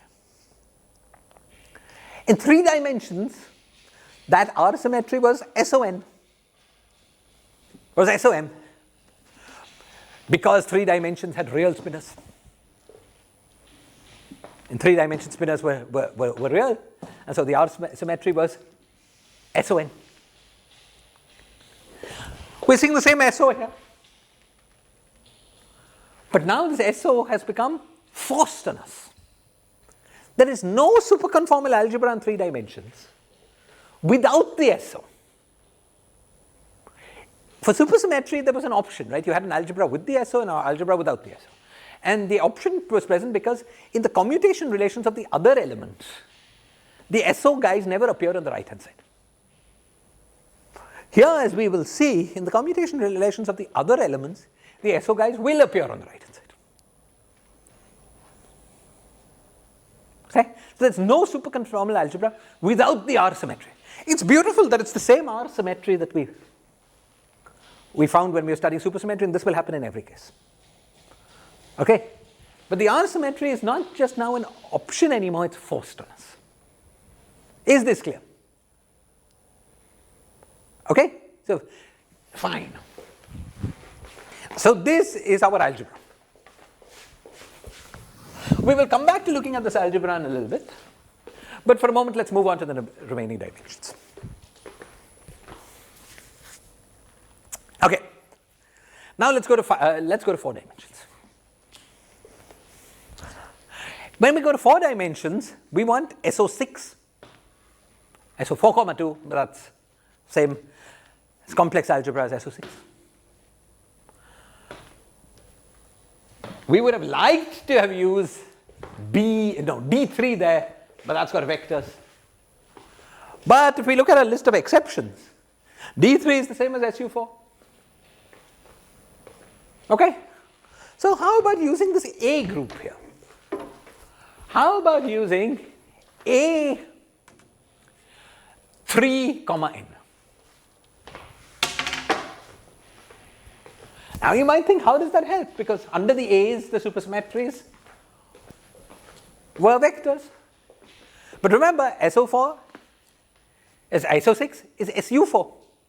A vector of SU4 is 4-dimensional. Same dimension as a chiral spinor of SO6. Okay? So this A 3 comma M. SU4 and SO6 have same margin, right? Yes. SU4 is same as SO6. Okay, if you guys have not seen this before, we can do, for this guy, let's do some counting. SO6, dimension is 6 into 5 by 2, which is equal to 15, which is the same thing as 16 minus 1, which is SU4.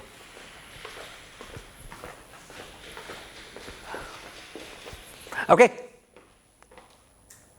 The minus 1 was the trace removal, right? 4 cross 4 minus trace. Okay. Excellent. So let's look at this. This A3 comma 1. So this was D equals 3. Now D equals 4. A3 comma 1, it's SO6 times UN M.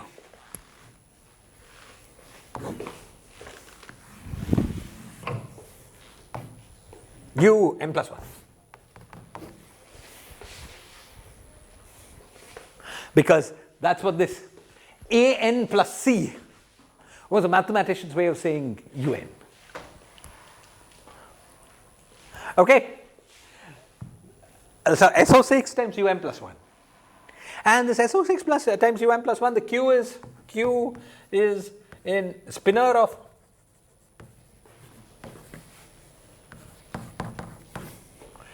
and vector of UN plus 1. Fundamental of UN plus 1. And this is exact, that's UM plus 1 or UM, we called it UM, they're not M plus 1. So let me,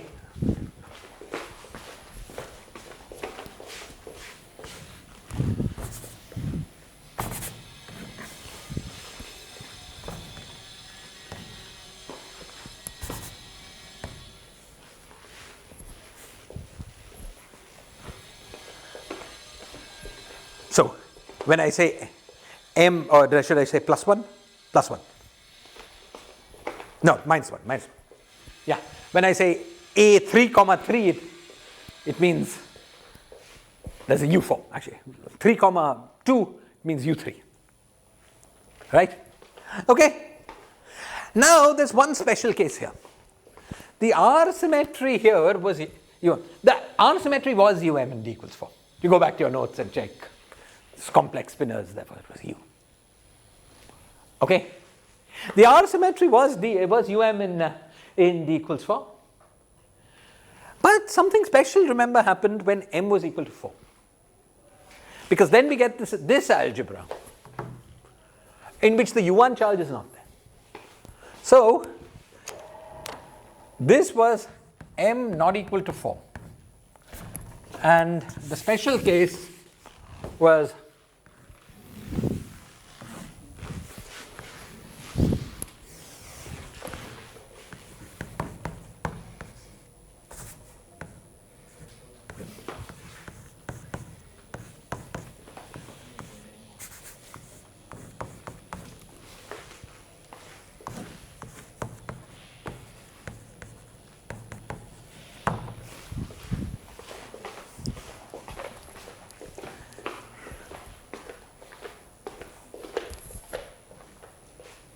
clear? Just drop the U1 factor when M is equal to 4. Now you might think this is a very strange special case. It's a very important special case. It's the case of N equals 4 Yang-Mills theorem. So we have to be careful about it. It's our favorite theory.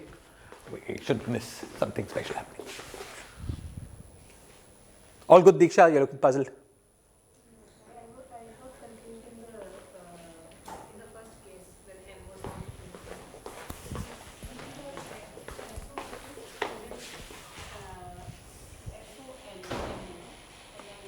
Here, we're looking at the A-type algebras. This guy. So it's AM plus AN times C. Yes. Now I took the A3 and made that D3, which was SO6. Whereas this part remains an AN. AN plus C is same as UN plus 1.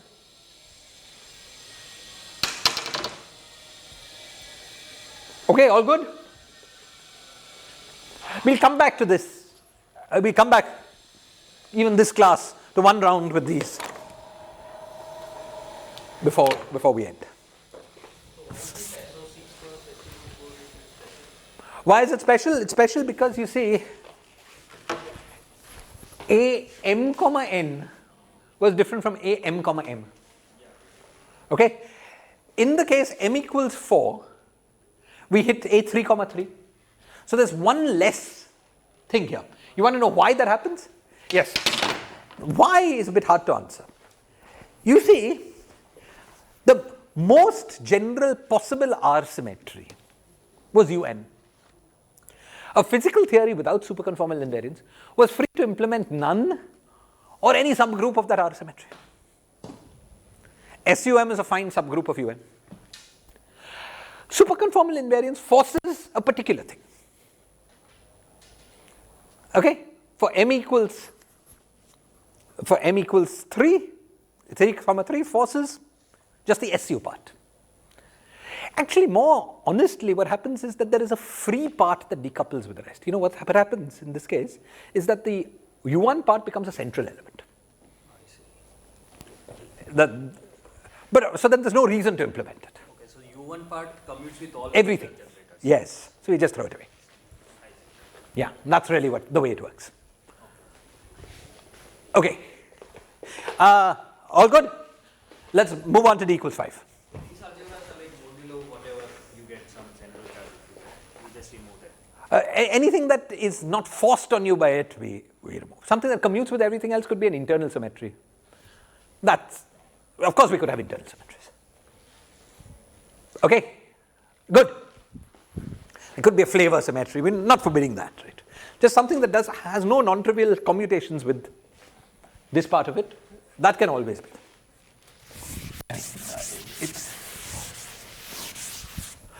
Now what about D equals 5? So somebody tell me what we should do for D equals 5. Excellent. This is the Schumann-Diksha solution. We'll use F4 for D equals 5. Right? So because in D equals 5 we wanted SO7, which was B3. But there is an algebra with B3. But notice it's an exceptional algebra. Okay? It comes with an A1. Now, if you go back to your notes, you will find D equals 5 had R symmetric group SPN. Because spinors in that dimension were pseudo-real. Okay? So R symmetric group was SPN. Now what we've got is an A1. That doesn't seem to fit with anything. But A1 is same as C1. So it's SP1. So now we've encountered something quite interesting. Because we're using an exceptional algebra, it is possible to make superconformal algebras in D equals 5, but only with one supercharge. Not with more. What? 2, right? 2. The one only with R symmetry SP1. You could have had more supercharges, but the compulsory R symmetry to be imposed is just for that. No, but you cannot have more supercharges because this is the superconformal algebra. There is no other. There's nothing else. Nothing else that transforms non-trivially with the SO7. You see, so we have to get used to it, that while R symmetry was, an optional add-on for supersymmetry algebras, for superconformal algebras, they're part of the whole game. And if you've got a fixed R symmetry, it means you have a fixed number of supercharges, period. It's not like that there's the option of adding additional neutrals supercharges. That option is not there. This is it. Okay? So in D equals 5, we use the group F4. Okay? Which has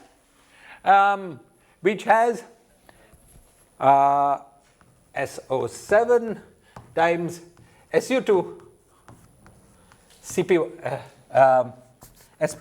SP1.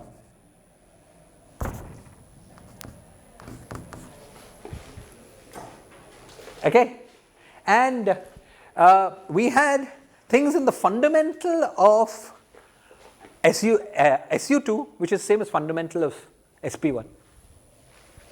Okay. By one supercharge, you meant one complex. One, in 5 dimensions, supercharges have to come in pairs because they're pseudo-real. Okay, so one of the minimum of that group. One group of, I'll count the number of supersymmetries, real supersymmetries for you in just 1 minute for all of these cases. Okay, then we will have no confusion by what that number means. Okay, and here spinor times vector of the 2 fundamental, whether you call it of SU2 or of SP1, it's the same thing. Okay, excellent. So that's D equals 5, and you see that unlike D equals 3 or 4, where the algebra exists for arbitrary number of supercharges, in D equals 5, the algebra only exists for a fixed number of supercharges. Okay, it's what people who study supersymmetric field theories will call 8 supercharges. We'll count that in a minute. Okay, and finally there's D equals 6.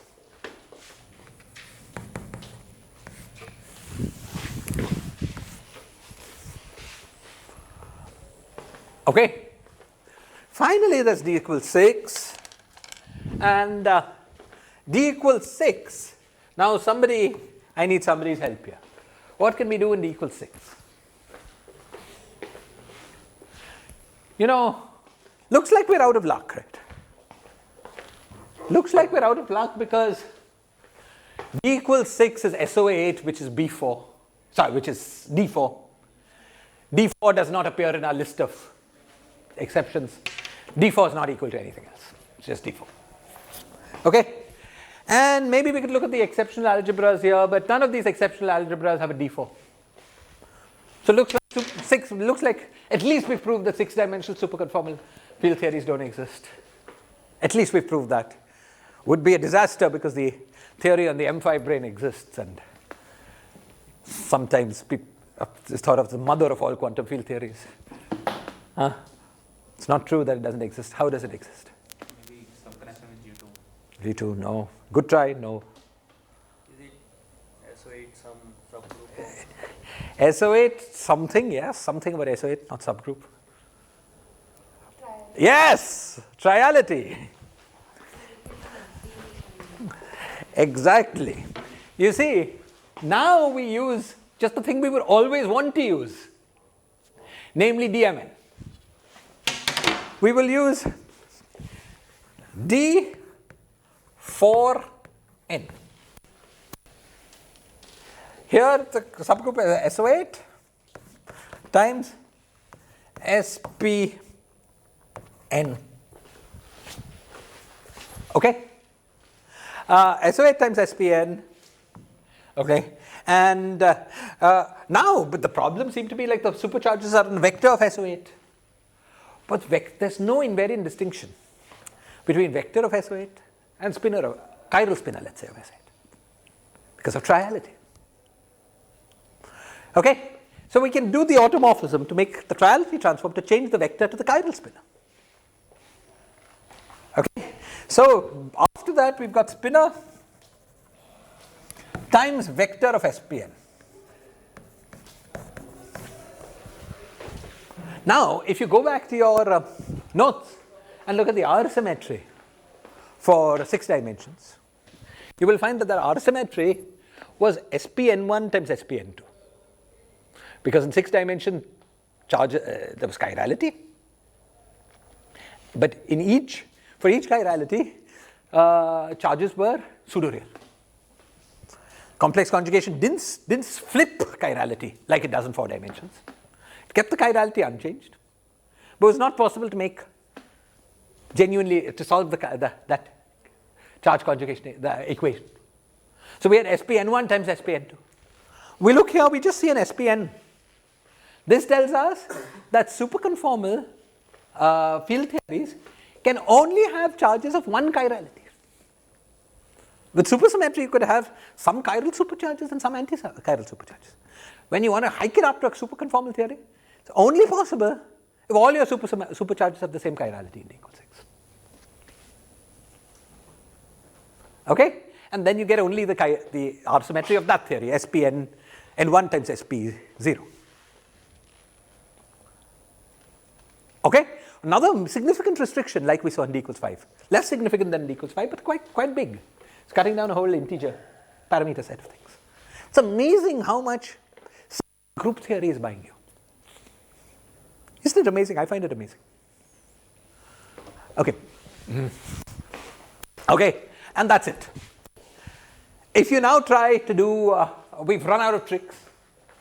You try this for SO9, that's D equals 7, nothing works. Try it for SO10, nothing works. Nothing works anything higher.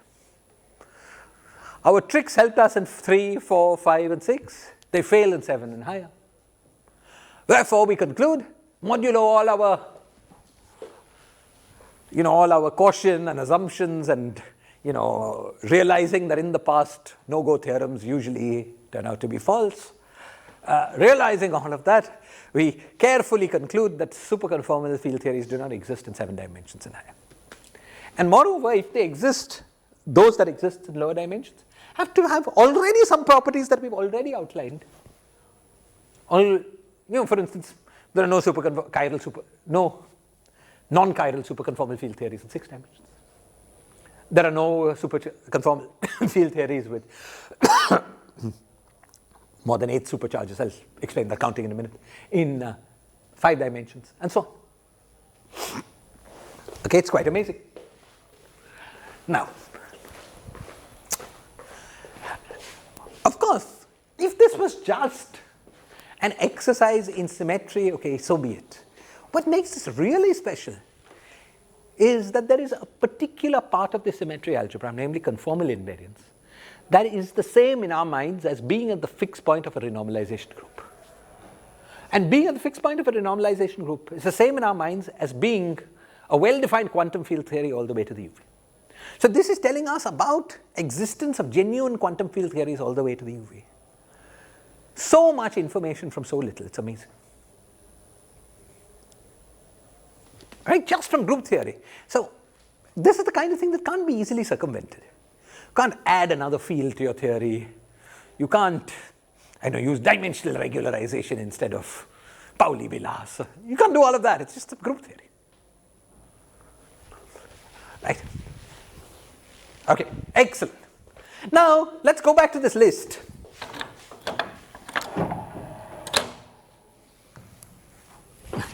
Let's go back to this list here. And understand a little better what the symmetry algebras are in terms of counting.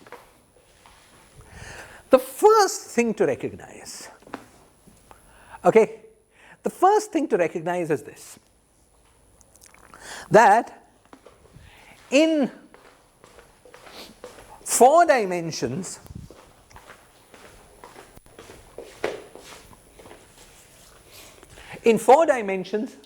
our supercharges were complex chiral spinors of SO4. When we were studying supersymmetry, there was Q and there was Q dagger, Q and Q bar.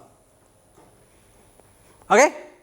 Note that our supercharges, the charges that we worked with, were chiral. When we came to when we came here, we got a chiral spinor of SO6. Okay? So, our supercharge was a chiral spinor of SO6. The supercharge that we were interested in, that we were familiar with, was a chiral spinor of SO4. One chiral spinor of SO6 makes up two chiral spinors, or two spinors of SO4. Two spinors counting chirality as separate as SO4.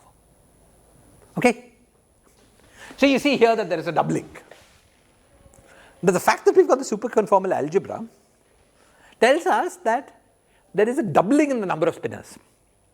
Because every spinor of SO d, comma 2 is two spinors of SO d minus 1, comma 1. And what I wanted to emphasize with this last conversation was that chirality goes through. That when the spinors were chiral in the lower thing, they're also chiral in the higher thing. So it's always a doubling.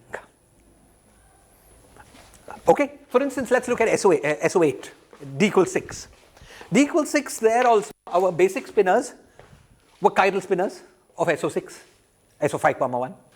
But they were the vector of SO8, which is by triality the same as a chiral spinor or anti-chiral spinor, doesn't matter which one. But let's say chiral spinor of SO8. So once again, the supercharges we have of this SO d plus 2 was a chiral spinor. So we get the doubling. In odd dimensions, there was no chirality to fool with, so you always, there the doubling is obvious. Okay, so you notice that every spinor that we're dealing with here has as many supercharges, has the content of twice as many supercharges. Has the content of two spinors of SO d minus 1, comma 1. Is this good? Okay? Simple statement, the only complexity about it was where the chirality works. And claim as it always does. In fact, you could see it, right? We've just seen it.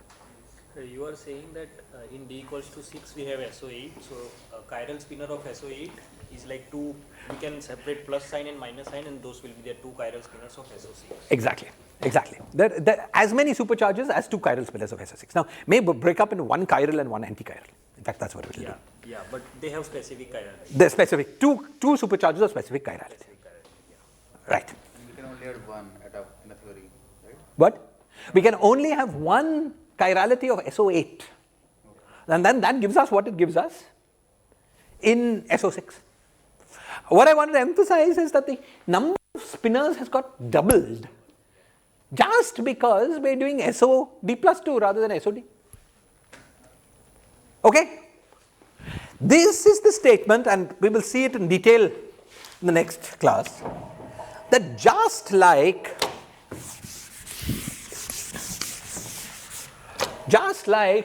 in the conformal algebra there was P mu which had a partner which was K mu.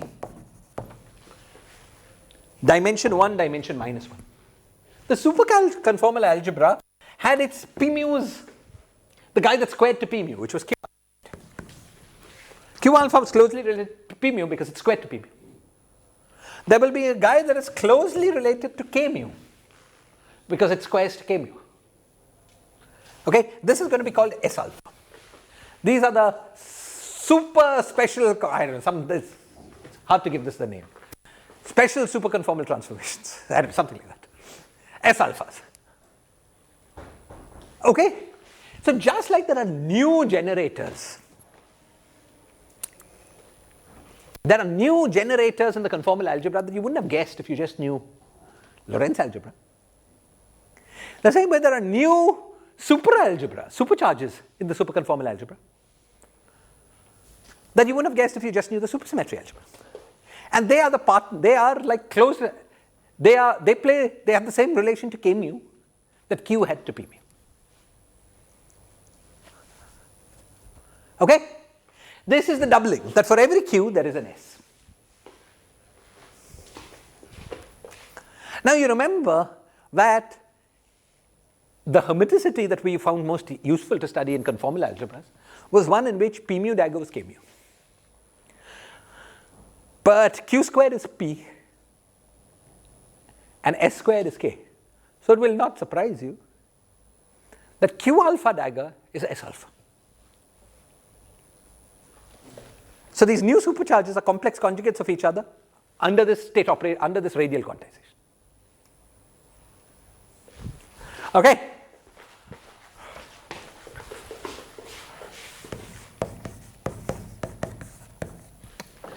I said all this right now for the following reason, that when we count number of supersymmetries, there are two ways of counting the number of supercharges. Either you can count all supercharges, or you can count only Q's and forget S's. All supercharges is a good thing to do because it's the full algebra. But sometimes people count supercharges by counting only Q's and no S's, because people who study supersymmetric field theories, people who study supersymmetric field theories, not formal field theories, of course count only Q's because there are no S's there. So when that supersymmetric field theory happens to become conformal, while there's a doubling of algebra, people want to know doubling of which non-conformal theory. So often when we say how many supercharges a quantum field theory has, in fact I would say this is the most standard usage. We say it without counting the S's. The actual number of supercharges is double that if it's superconformal. Okay? Now with that convention in mind, let's count the number of supercharges.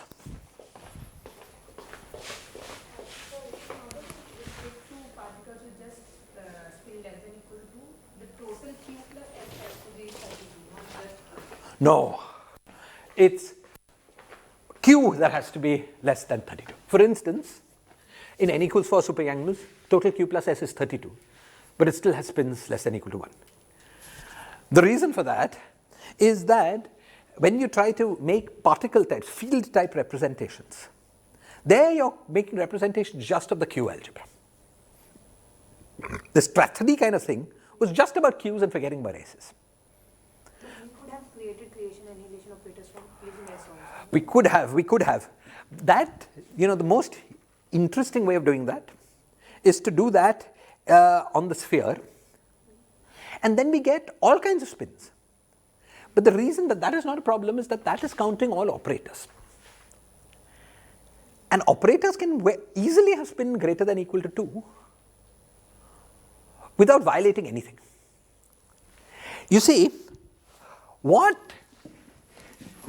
it's an excellent question, Diksha, and one that I understand only, but let me say what I understand.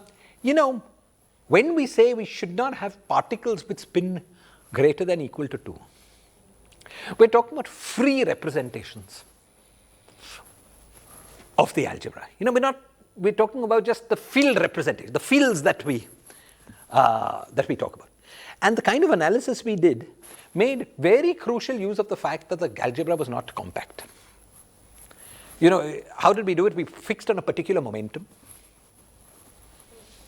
Okay, and then we looked at the part of that fixed that momentum and so on. Yeah, I think that good. So you could ask, how does that analysis change? Difficult to fix P and K both because they don't compute. Okay, that's roughly the kind of spirit of it, that if you fix P, K is no longer in the path that commutes with your algebra. Okay, so if you fix P, what you're going to do is very similar to what we did before. Then you can only use Qs. I haven't thought that through very carefully, but I think that's probably going to be true. Certainly, if you look at just field representations certainly exist for n equals 4 Yang-Mills theory, for instance. Right, so that's certainly true. It's a very good question. I will see if I have anything more to say about it, maybe next class. Excellent. But certainly this is the answer, that when we say count number of for field theories, Q should be less than or equal to 16, be counting just Q's, not S's. Also, that argument there is a slightly, see, we've done two group theory arguments in this class. One to say that we shouldn't have more than, for instance, 16 supercharges for field theories or 32 supercharges for gravity theories. That argument had a plausibility level, but there's something a bit unsatisfactory about it because it was using free field representations. How do you know that you can't do something that does not easily have a free field kind of thing, right? Free field meaning some representation of the algebra in terms of a wave that obeys a free wave equation. Like free Yeah. representations of Poincare. Poincare algebra. Right? That's what the representations of Poincare algebra are. Right? And we demanded that those representations, that there exist such representations with spin less than equal to 2, for instance. That was our demand. And that's very reasonable if what we're trying to do is to take a weakly coupled theory and quantize it. But couldn't there have been some theory that was intrinsically strongly coupled, such that these representations, certainly two particle states, for instance, have spins greater than 2. So if you cannot invariantly distinguish between one particle and two particle states, the whole statement that things should not have spins greater than 2 starts losing its meaning. Okay? And that is part of the answer to your question. Because as you know, in a conformal field theory, one particle states are not well defined. Okay? So even the constraint that the one particle states of the theory, the massless one particle states have spin less than equal to 2, becomes a bit unclear. Okay, it's part of the answer, but I don't completely understand the answer. But what I started saying was we've used group theory in two ways. There was this first argument that had a certain degree of plausibility to it, but certain amount of fuzziness. Wouldn't be very surprising if you found a way around it. This second argument today was much nicer. Very clean argument. Somehow it would be harder to go around this one. Yeah, this was just existence of algebras. Somehow it seemed very, very clean. Which first argument? First argument was that you cannot have more than 32 supercharges. Spin. Yeah, that spin. That argument, people make it a lot. You should know it. But that argument, it's something. Right? This. Yes, fixed point. It's just such a cool argument, I think. This argument sounds very hard to get around. I wouldn't be surprised at all if somebody found a way of getting around the first one somehow. For instance, in supergravity theories, the number of supersymmetries is in principle infinite. Because every local supersymmetry is a supersymmetry. Some of them become global symmetries. Is it entirely impossible to imagine that more than 32 will become global supersymmetries? Is that entirely impossible to imagine? The argument is not very clear to me, frankly. Okay. Nobody's found it. Wouldn't be too surprising. But this one sounds very hard to get to me. Okay. Great. Now, what I wanted to do before ending today's lecture, I'm sorry I'm going over time. I'll try to avoid this. I had people tell me before that I should stick to time because it's hard to concentrate after. Okay. But okay.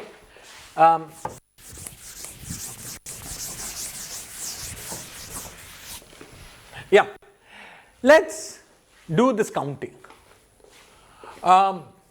D equals 3, B, M, comma 2. Okay. I'm going to count number of supersymmetries in the traditional sense, ignoring the S's. Okay. Now, each M here represents one Q and one S, each of which was a real spinner. Okay, of SO3, so that's two components.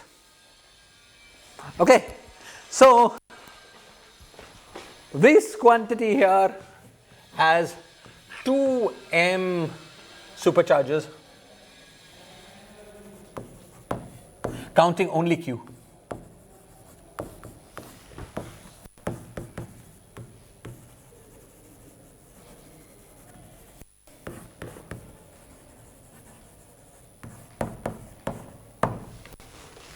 Okay. Remember, it also has R-symmetry group SOM.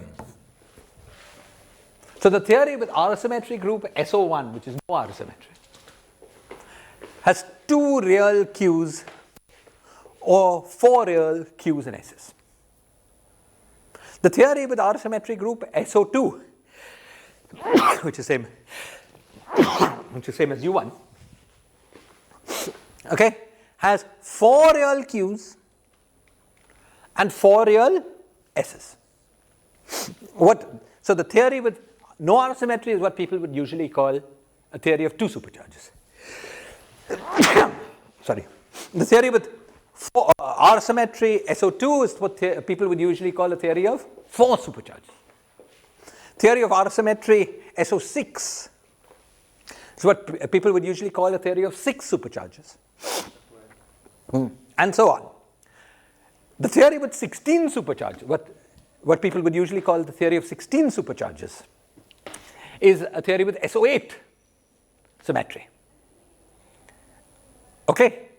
And this, according to traditional thinking about counting spins, is the largest amount of supersymmetry we could have traditionally, it's expected, in a quantum field theory. There's 16 supercharges. Beyond that, we will have massless fields with spins higher than 1. Okay?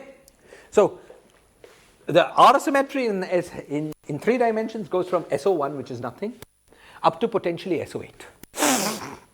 Now the question of finding a theory in 3 dimensions with full SO8 invariance was something that became very popular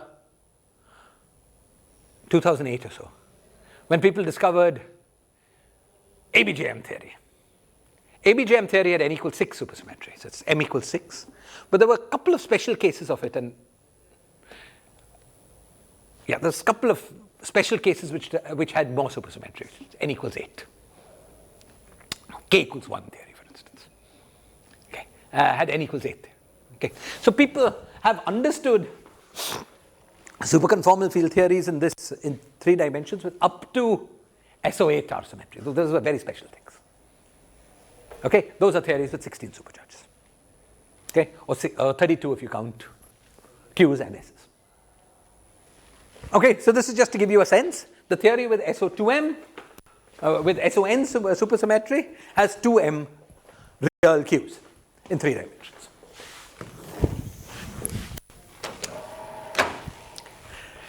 D equals 4. Okay, here we have that A3m minus 1. Okay, so now each supercharge was a chiral spinner of SO4. So 2 complex or 4 real. Okay, so A3m minus 1 has 4m real Q, 8m Q plus S, real Q plus S. We would normally call this a theory with 4m supercharges. Okay? So m equals 1, we will study theories with m equals 1 in great detail in the next few lectures. These are the theories that undergo what is called Seiberg duality. These are theories with 4 supercharges. M equals 2, we will also study in some detail in the next few lectures. These are theories that these are the have these Seiberg-Witten curves. 8 supercharges. N equals 3, they exist, but are not very well understood. Slightly weird theories. At least I don't understand them very well. Aharoni and Tachikawa write papers about, and other people write papers about these theories. Not much is known about them. Orbifolds of the n equals 4 theory in general. And n equals 4, of course, is the most famous, for string theorists, the most famous quantum field theory in the world. We believe there's a unique such theory for every rank, basic for every choice of Lia algebra. And it's n equals 4 the theory we know and love. Right? That has 16 supercharges. with Q's or 32 with Q's and S's. Okay? All good. Let's look at D equals 5.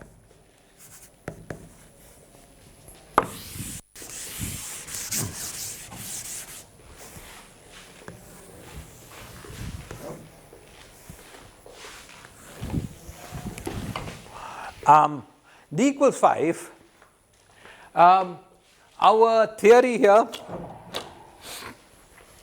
this F4 was a spinor of SO7. Now the spinor of SO7 was pseudo-real, which is why the spinors appear in a doublet of SP1. So we can forget about the SP1 and just consider 2, because pseudo-real,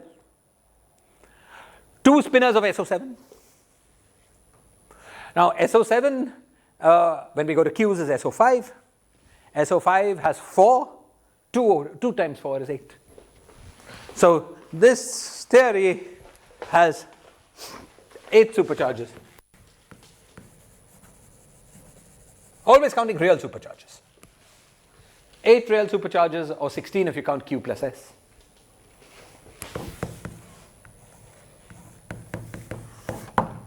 And its R symmetry is SU2 or SP1. You do this from a pseudo-real thing and then SU2 from...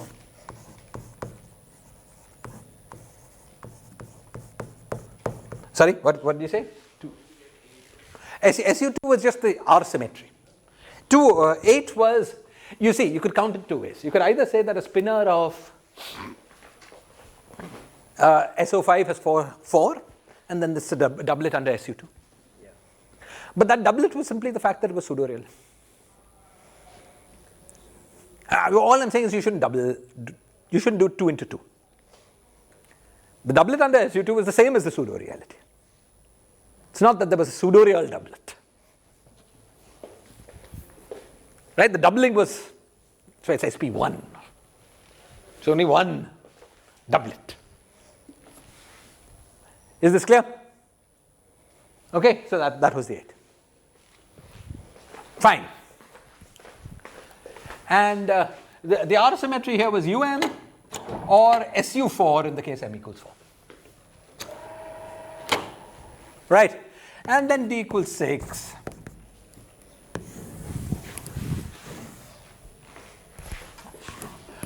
Once again here we have chiral spinor. Now the best way to count here is, let's count the chiral spinors as real and then multiply by n. That accounts for everything. Chiral spinor as real and multiply by 2n. Because each, so complex and multiply by n if you want. Right?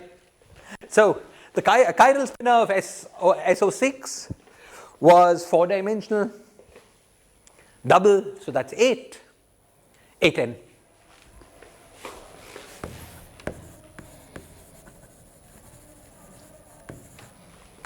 R symmetry is SPN, and we have 16n Q plus S. Now, if we use the cut that we have been using before, that we don't want more than 16. Remember, here we're studying quantum field theory, not gravity.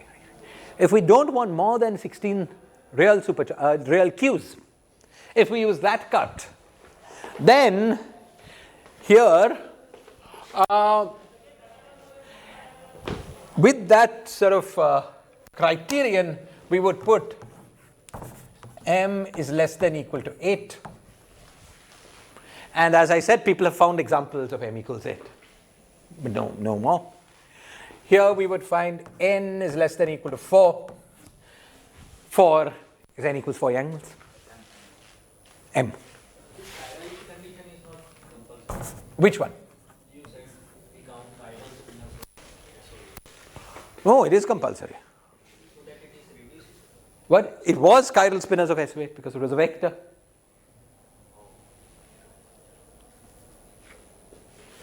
For d equals to 5, you D equals 5, let's do it again. put the chiral spinor. D equals 5.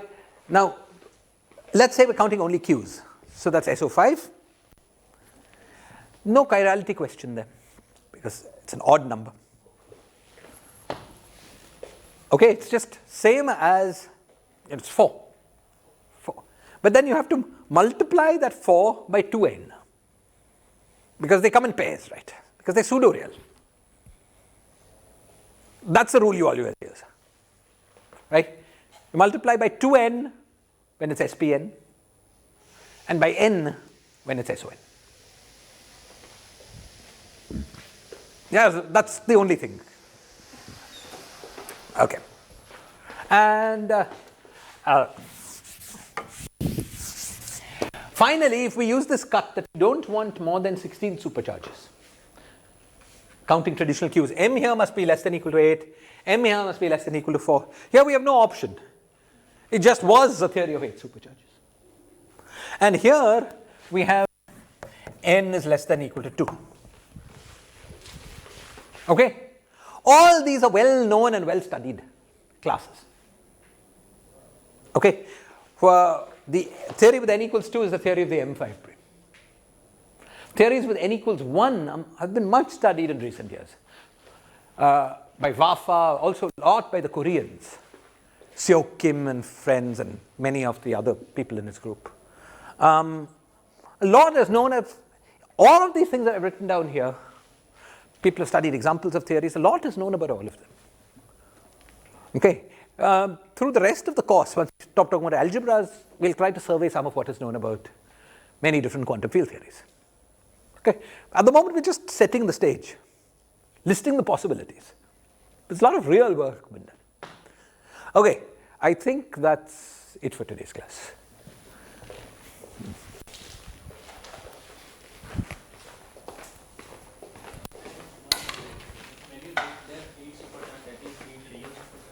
Where? For d equals to 5. Yes, 8 real supercharges. For SO5, we have SO4. Isn't it 4 complex? SO5, 4 real. Oh, vector representation.